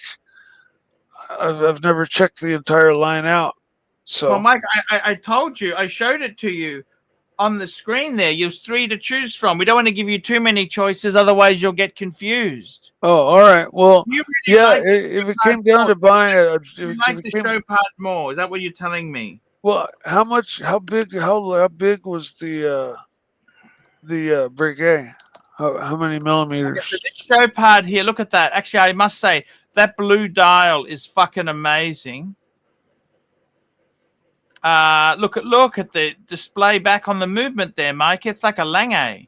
Fuck, 9-day power reserve on this one. Holy shit. Wow, man. I love the tobacco uh, bracelet. And is that like a quick release system or something on the underside of the bracelet there? Like you push down and on that little button and it releases the bracelet from the watch? Would be my guess, maybe. Like that, doesn't it? It looks that way, huh? It looks absolutely amazing, Mike. I love it in the rose gold. I don't know what you think. I love rose gold. I've become. How much do you think this little fucker is? This fucker is 38,000. That's not ridiculous. No, not at all. This watch in rose gold with that blue dial is striking.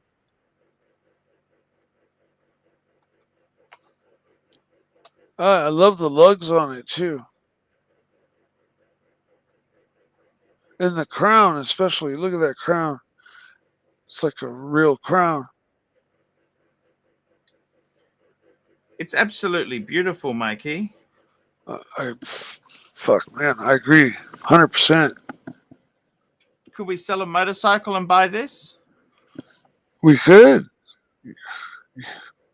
but not at 38. No, I couldn't. It's too much, or well, I mean, the bike's worth 10, so. Your family lend you money. That uncle, the brother you gave the Amiga to. You what say, about him? For a favor, I need you to lend me 30 grand. No. I'm not. I'm not borrowing from family. Yeah, you know the gold. That's to buy the Porsche. I did, but I paid it back as soon as I sold the car, and I'm glad I did. And I'm never gonna go in debt with anybody again. Actually,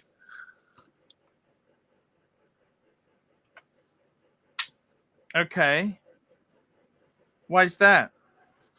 well, you know, unless it's.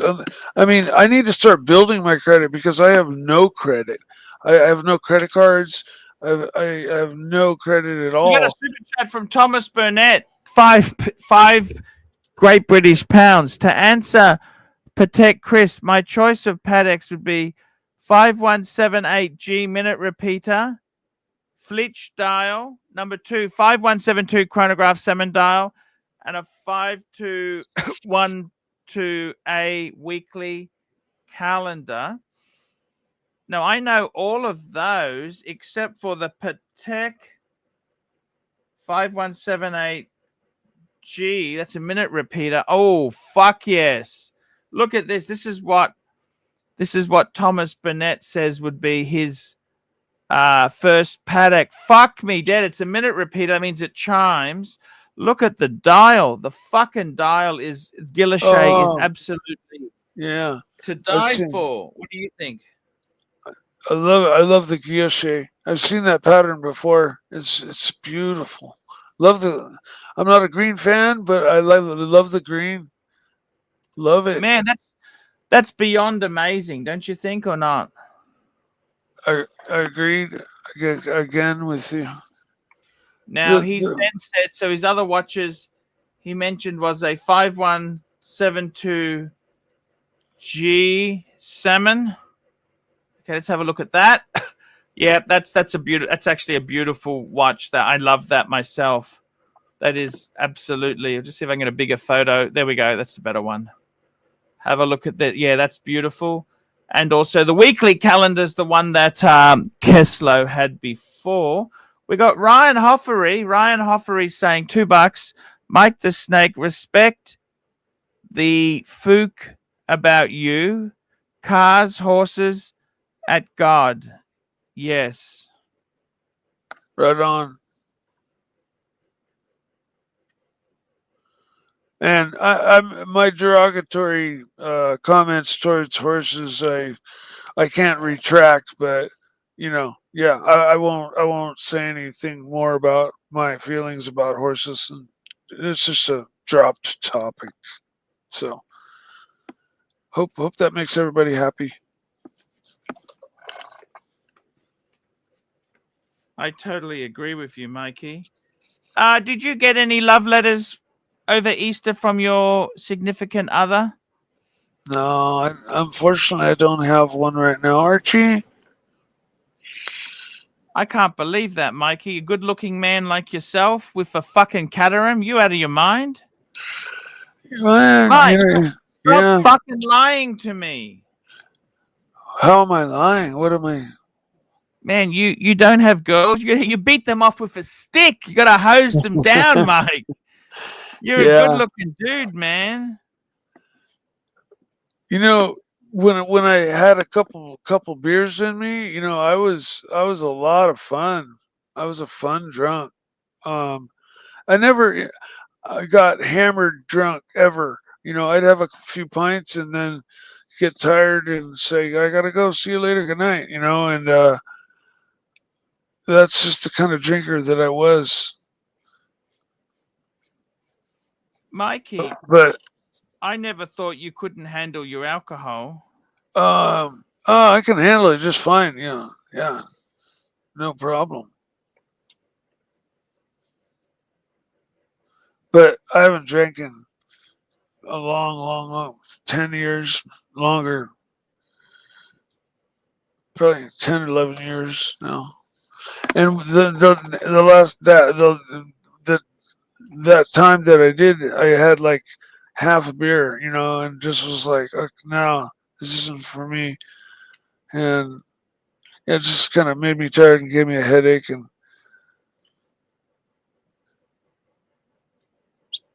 But that's also after not drinking for a really long time, So just like anything, it's going to affect you differently, unless you're used to it, like if you drink beer all the time. I got to tell you, beer isn't the best thing to drink, Mike, when we get a bit older, We've got another super chat coming here. Dirk Diggler, $2. Mike's brother told me his credit is maxed. Well, I don't think Dirk is talking to your brother, but hey, thank you. Herman Rants, $2. Pull up the Seiko SP. Herman, where's Herman gone? I was really enjoying talking to Herman. I'll bring it up now. We'll just bring it up. I like. Do you like Herman? Yeah. It was quite nice. We had a nice chat on the stream today. I really did enjoy that. That's the Seiko SPB 509. Let's have. Oh, fuck yes! I love it. Mike, what do you think of this? I fucking love it. Yeah. I like What it as well. size is that? Let's have a look. What size is that? I think it's a 42. It is 42, Mike. 42. Yeah, love it. Actually, I think I prefer it. I think I prefer it to my one. If I could do a swap for this one, for my one, you know, one I've got.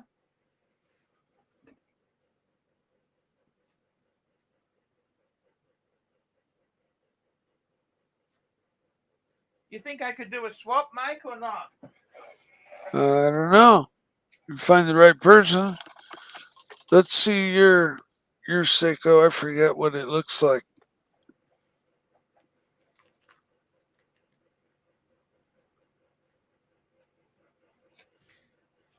I gotta tell you, Mike.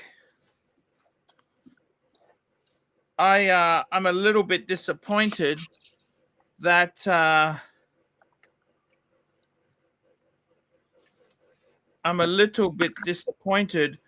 we could not have had more fun together on it, Mike. On what? On the Pogs, the Seiko Pogs. Oh, why not? I've still got mine. Okay. I love the Pogue. It's you know what's really interesting about it is Seiko made like a bunch of different models of chronographs that are just dead ringers for that watch over the years, but they weren't, you know, the exact. They didn't have every little micro detail to make it a true Pogue. And it took me quite a bit of research to find every little detail. Things like the little Sumo S below the center. Yeah. And it says water resist, not waterproof. And above it says Seiko, and then I'm not sure. It either does or doesn't say anything below the Seiko. And yeah, and it had to be made between a certain date and have a serial number that within that period. And yeah, I think that's about it. Waterproof, water resist, the top, the Sumo. Yeah, I think that's about it. Oh. But they made a lot of watches that had, you know, they said waterproof instead of water resist, and you know they sold 1 million of those too. So What's better, waterproof or water resist? they're the same watch. It's The just same thing, isn't it? yeah. They just changed the name on the dial. That's it. And so that's the thing. Like Seiko had 20 models that were all the same watch, with just a micro difference. And yeah, you know, Seiko had a lot, always has had a lot to offer. But at the time, they made a lot of those Pepsi bezeled watches, you know, that are not Pogues. There's, you know, I'm sure they made just a 3-hander and, you know, a two subdial chronograph, and I'm not sure, but I know they had many models with the Pepsi bezel. I Maybe love the Pepsi bezel, don't you? I do too. Yeah, I love it, especially on a Rolex. Hey, Arch, I'll be right back. Okay. Sure.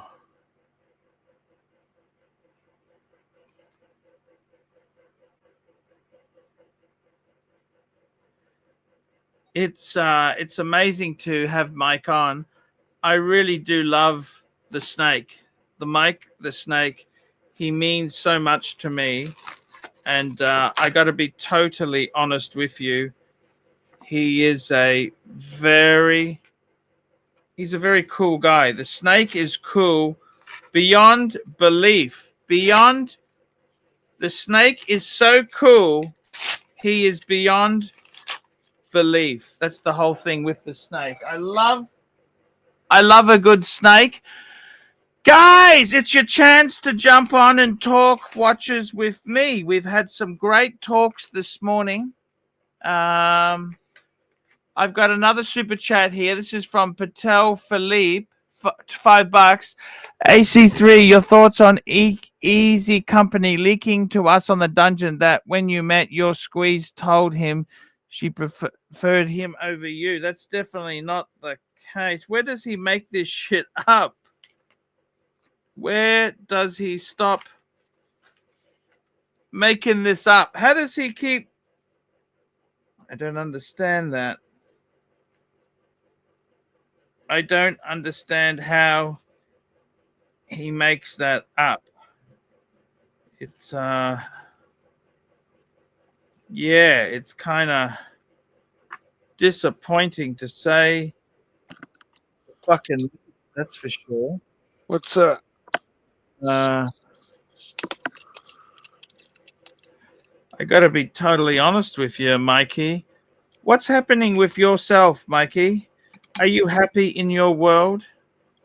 I actually, yes, very much so. I'm closer, mainly family. Family?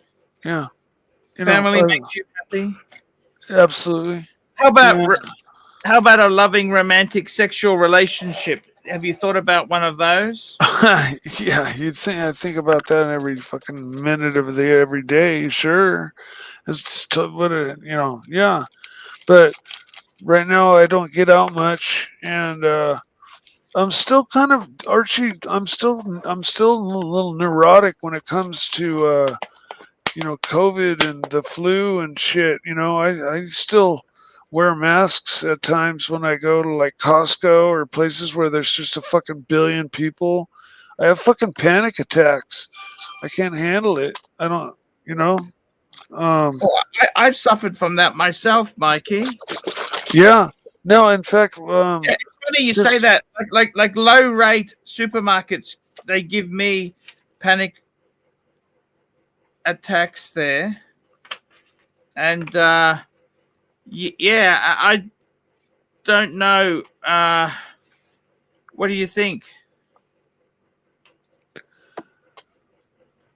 I'm sorry, Arch. I was distracted there for a second. I find particularly low rent shops. Mikey, I think you got to be more positive. You okay? Oh, absolutely. I just got distracted by a text on my phone. So. Okay. Because I just feel, Mike, I don't want you to be upset anymore, okay? Oh, I'm not upset. What am I upset about? I just want to make sure you're okay. Thank you, Archie. Life's not always fair. You understand that, don't you? Yeah. Learned that one pretty much the hard way. There's fucking another text. Yeah, fucking phone.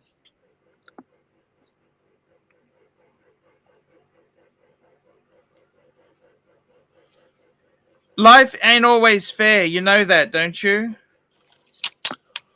Very much so. And I got to tell you, Mikey, I wish life was better, but it can be a bummer at times, you know?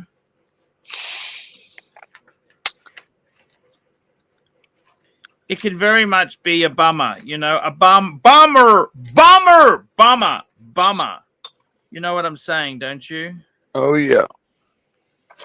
And sometimes Lady Luck, it doesn't favor when you're having a bad time, does she? You know, she's got a perverse sense of humor. Yeah.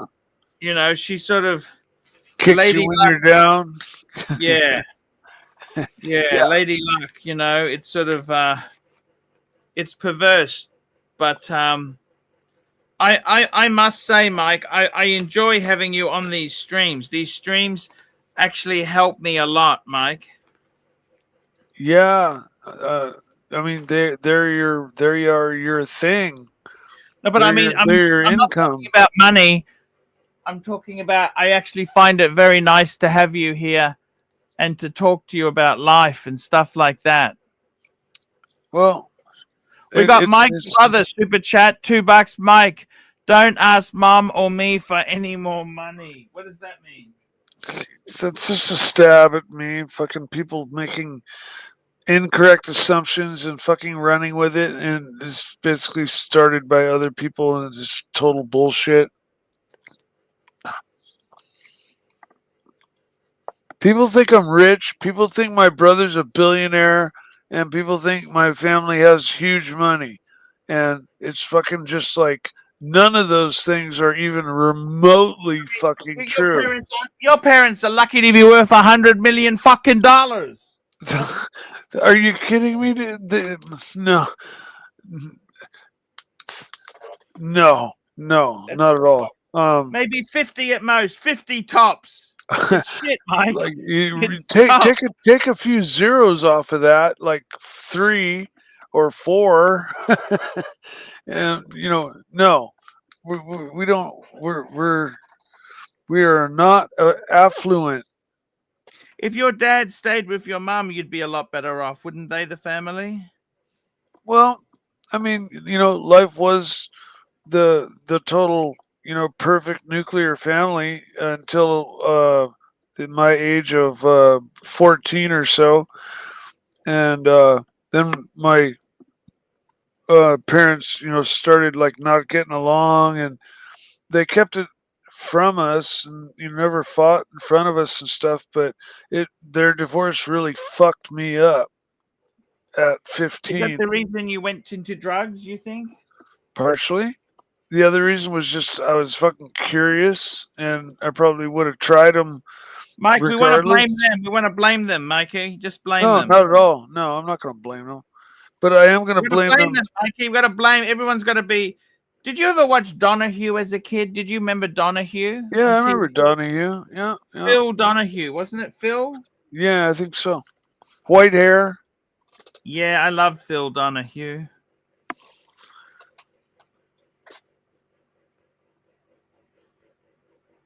Phil Donahue, remember that? I used to love Phil Donahue. What happened to Phil Donahue? I think he died, didn't he?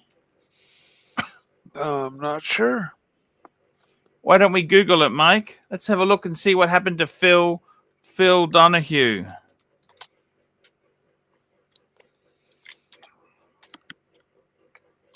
Oh, Phil Donahue dies at age 88. He's dead, Mike. Oh. He died. He died how long ago? This was in 24. Last year he died. You lived a nice long life. Fuck, I'll thank my lucky stars if I live a happy 88. Jesus. We got Almost Rancher 90. on. We got the Rancher on. Hey, Rancher. Hello. Did you know Phil Donahue? Hello, Rancher. Is that the Rancher?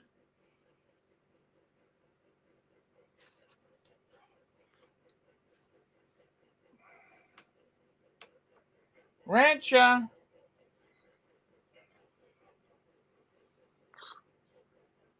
Hello, Rancher. Well, you got a super chat, Arch. You got a super chat? I think from Thomas Burnett. I love super chats. You know that? I would too, man. Chat, Thomas Burnett, £5. Go to the Patek site and pull up this year's best grand complication release, the 5308. Look at the price. Would you sell your house for one? Let's go and have a. I will check that out. I'm just checking something. I'm trying to find something. When is your birthday, Mike? Well, I don't want to blurt that out. Yeah, just don't do that, Mikey. So I'm just asking, can you tell me the month, or is that too personal? Yeah, I don't even want to. Okay, let's just not even go there. They're nasty fucks. Let's go to I the mean, Patek website. it's- Let's go to Patek Oh. and we celebrated it 1 year on this show. So it's no secret. It's April Fool's Day. thank you, Mikey. I want to have a look at the Patek website. I want to have a look, Mikey. I tell you this now. I really do love Pateks. I love them, you know, beyond love. I love Patek Philippe's. I love the little fuckers, okay? I really love watches, you know, out of everything in my life. What do you like, pussy or watches more, Mike? Tell me that. Pussy or watches? You had a choice. If I could only have one or the other, you know, of course, pussy. Fuck. Fuck. Hey, Mike, it's nice to know where your allegiance. Are you serious, man? Surely you'd love watches more. Well, I mean, pussy's like a necessity, gotta have thing, you know. So if it's a matter of like, you know, either having Life all or the death. watches you want, or all, either you can have lots of watches and no pussy, or pussy and no watches, then it's pussy all day long, every time. Holy shit. It's a minute repeater, split second chrono, instantaneous perpetual calendar. Patek 5308. Does it have a price?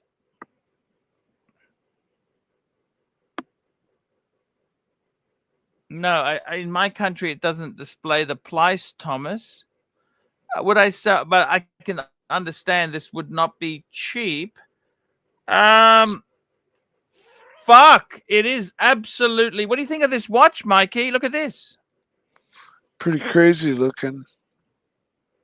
I like the lugs. It's very different. Hogged out. I like the crown a lot. I like the buckle a lot. The dial is very nice, but doesn't like scream at me. I love you. I love a moon phase though. That's the one complication that I'm a sucker for, and I don't know why, because it's kind of like one of the most useless complications. But yeah, this is really pretty. I got to tell you something. I would not only sell my house, Thomas, I would sell my YouTube channel. I would swap my YouTube channel for this.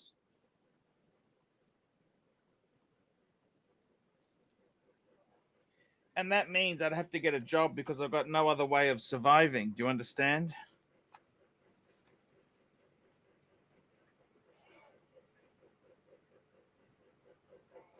Yeah.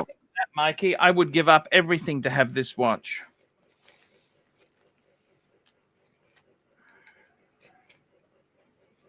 What do you think, Mike? Would you do that, or is that a sacrifice you could not do?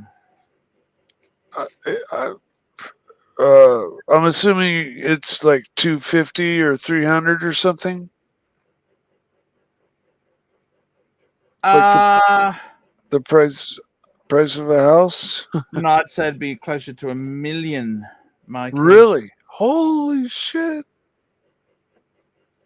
That's crazy. But wow, what a watch! But wow, $1 million. Wow, to both.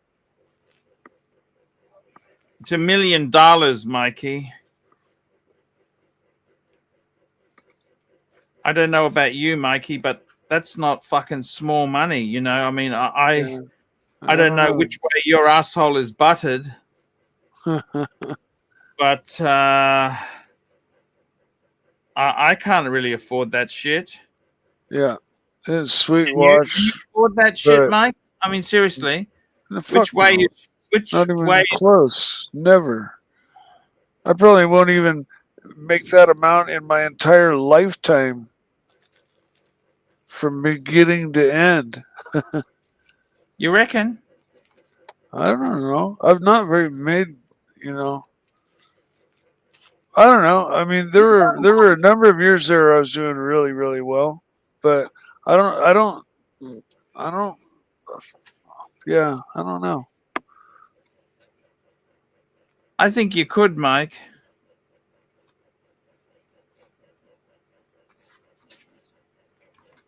Yeah, Anything is possible with you, Mike. You have unlimited potential, okay? of course. Right now, my focus is signing up for the next event to run my car out at the racetrack. Have some fun with it.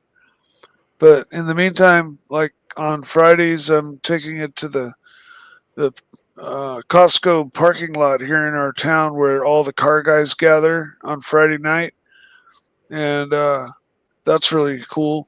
Every kind of car you can think of is always there. Everybody clicks up. You know, all the Honda guys are together, and all the, you know, the drifter guys are in a little group, and you know, so it's pretty cool to pull in a unique car that, you know, you kind of have to park separate from everybody else because there aren't any others of them. We got another super chat. Thomas Burnett, click the arrow below the writing for the price. Oh, okay. Click the arrow.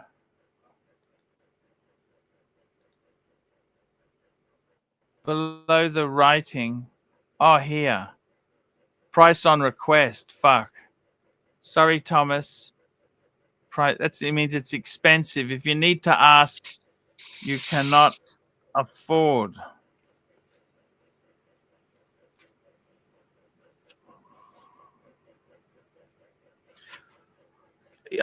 Would you give up pussy for this watch?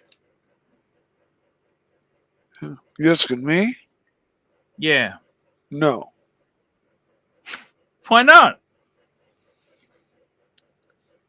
I like pussy. Fuck, Mike. I didn't know you had it in you. Oh well, that's a easy question. Pussy. You definitely would go with the pussy. Pussy or $1,000,000? Yeah. Like if the choice were you can never have pussy again, or you could have $1,000,000, fucking pussy every fucking We got time. Herman jumping back on. Hey, Herman, how are you? Hey man, can you pull up the Seiko SLA 081? I can pull up anything for you because you are a winner. You know that, Herman? Arch, I Oh, gotta bounce thanks. at 6 o'clock here. No, My it's time. 5:57. 5:57, Mike. I know. I'm just letting you know. 3-minute warning. All right. I love Mike. You know that? Mike is one of my favorite people on the show. I know that. He is probably the best guy on the show, nicest guy. I love you too, Herman. By the way, I love you too, Herman. Well, thank you. I'm not so nice, but thank you. You can get a bit crusty. You're a bit crusty at times. Yeah, cranky. Yep. Cranky, crusty, you know. How about SLA 081? Sorry, I'm going to call it up for you because you know what? The thing about Seikos is, Herman, they're pretty nice watches, really, don't you think? Yeah, I like them. Me too. Would you get a Grand Seiko, Herman? I reckon a Grand Seiko could do you well. I have a Grand Seiko, and I've had several of them. I like them. Okay, so Seiko, give me the number again. SLA 081. SLA 081. Let's get this fucker on the screen now. Here we go. Auto Prospects. I love it, Herman. This is a beautiful watch. That's a You know sharp what's wrong watch. with this watch, Herman? What's wrong? It's What? fucking What's wrong? expensive. It's not cheap. This is not a cheap watch. Is it cheaper than a Pelagos or more expensive? Well, it's a little bit cheaper, but Look at this the is a dial. very. Check out the dial. But wouldn't you rather have a Tudor? I'd rather have a Swiss watch, wouldn't you? No, I would rather have this. But this is too big for me, I think. This is a proper dive watch. A Tudor is more like a fashion watch in that respect. Like this is really a big, like this is, I think this is 44 millimeters or something, this watch. Having owned the original 42 millimeter version 1, I can say that it's a hell of a fucking dive watch. It's a hell of a everything watch. This one's yeah. 600 meters. Yeah, I forget whatever the meters were on my old one, but I'm never going that deep, you know. And that watch kicked ass. So, but I love this watch Are you too. a defeatist? Are you a defeatist? We say you never go that deep. Why not, Mikey? I'm not going to be applying for any jobs as a saturation diver anytime soon, Arch. Nobody dives 600 meters. I don't think has that ever happened. And maybe there's a record or something, but I mean, well, you know. I think saturation divers go down there and live in a tank for like a month at a time, you know, at those pressures and at those depths. And, Would you do that? Could you ever do that, Herman? What do you think? Hell no, I can't do that. Not me, man. You got to be in your 20s or 30s and be in really good health and not have any fear and that kind of stuff. Yeah, exactly. What do you have fear of, Herman? Giant sea monsters. Yeah, the ocean is scary. I remember going to Fiji and snorkeling around this reef, and on the one side it was a beautiful reef, and on the other side it was just this black abyss. And I was always afraid of what could come from that black abyss. You never know, like a tiger shark or Lord knows what. That's why, like, when I tried to learn surfing, I could not get over the blackness below me. I just couldn't, man. It's just you know, it's like don't look down scary. if you're at a high altitude and balancing. You know, they say don't. You know what they say in a light. It's like, oh, by the way, I went to the movies yesterday when I didn't do my stream. I went and saw a movie called The Amateur. Yeah. Yes. And the guy actually had a vintage Cessna, Mikey. I was thinking about you. He owned a vintage Cessna. Very cool. And I think it was when did Cessna 50s or 60s, isn't it? Vintage Cessnas. Yeah, that would. Yeah, they go. I think they go quite a bit farther back than that. But yeah.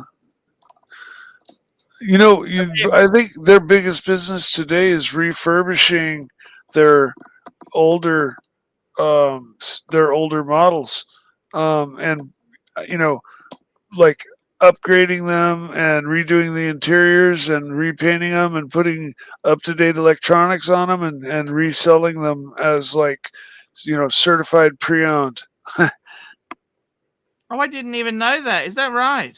Yeah, I think that's a major part of Cessna's, like, meat and potatoes now.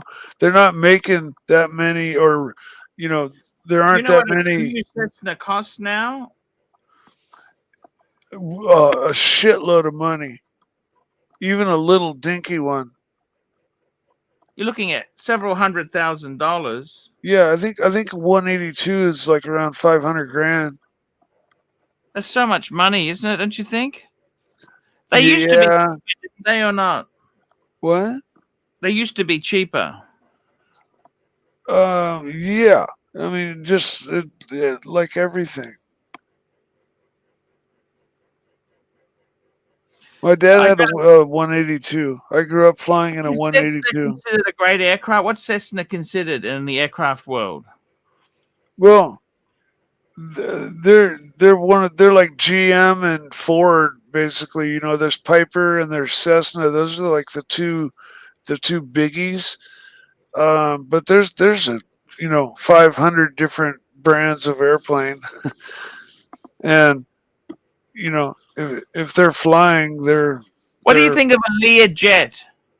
Oh, sweet, love them, fast, sleek. Jets are expensive, but jets are expensive. Oh yeah.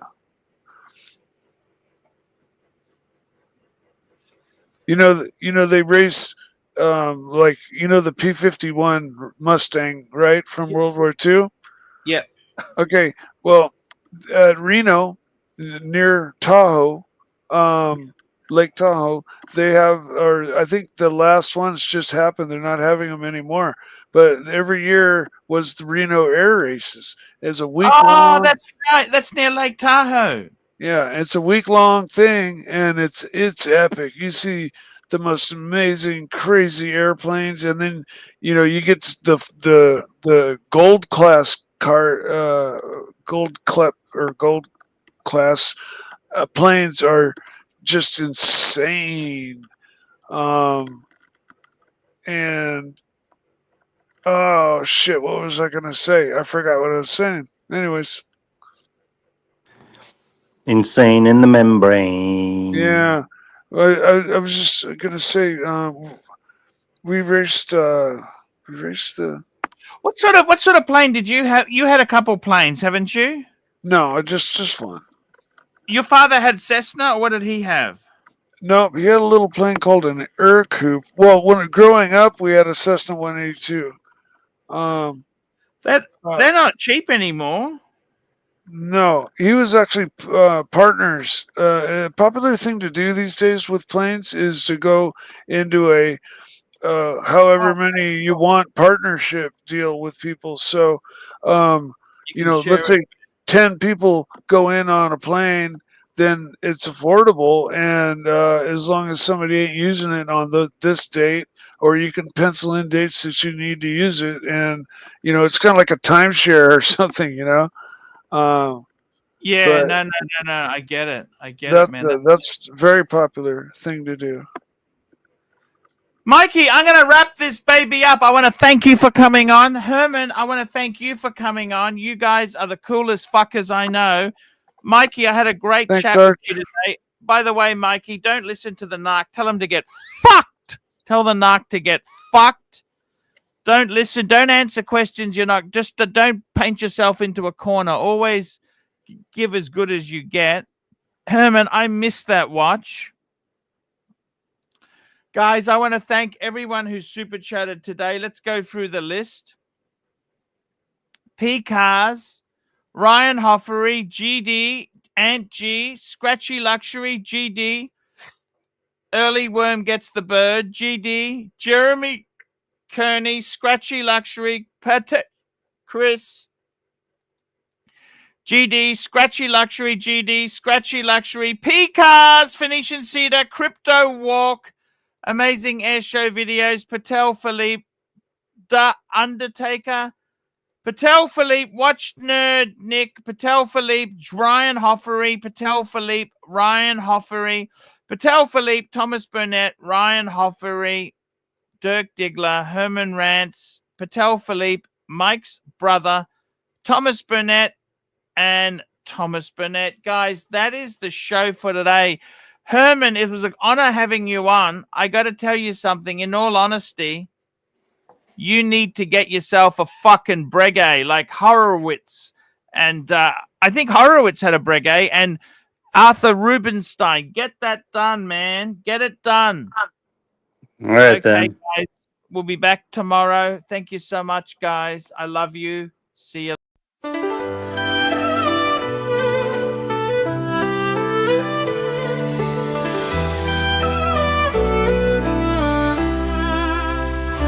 Archie Luxury jumps on a Boeing jet, leaves behind a family, no regrets. He's got a birthday, I'm your old Shanghai. Eyes are on Mrs. Lai, the reason why.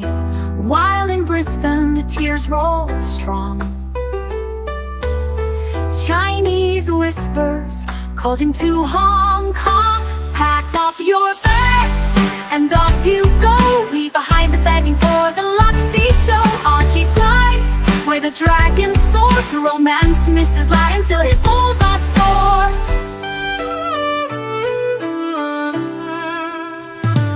Archie's chasing dreams in the mystic land. Mrs. Lie brings coffee to his hand.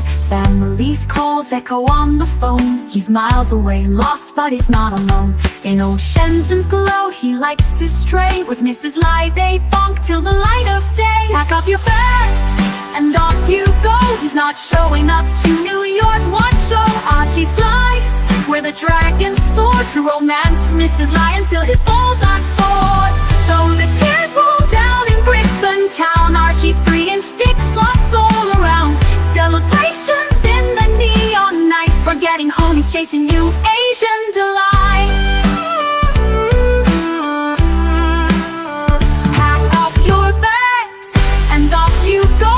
Leave the begging for the beach ball show. Archie flies where the dragons soar. To romance Mrs. Lie until his balls are sore. Weeks later, Archie leaves his playground. Comes back home, he's Brisbane bound. Comes up with stories that he's going bust. Has to fool the punters to gain their trust. Pack up your bags, and off you go. Leave the begging for the beach ball show. Archie flies where the dragons soar. To romance Mrs. Lie until his balls are sore. Archie spent the punter's money, he's in a fix. Spins a story that he can't eat bricks. All the lonely simps believe his scam. Grab all their cash, shove it in his hand. Pack up your bags, and off you go. He didn't bother with the New York Watch Show. Archie flies where the dragons soar. To romance Mrs. Lie until his balls are sore. Comes on streams, he cries poor again. He's made 10, gives him 5 grand, maybe 10. Archie thinks he's a big swing dick, cause the punters fall for his gypsy shtick. Pack up your bags, and off you go. Didn't bother with the New York Watch Show. Archie flies where the dragons soar. To romance Mrs. Lie until his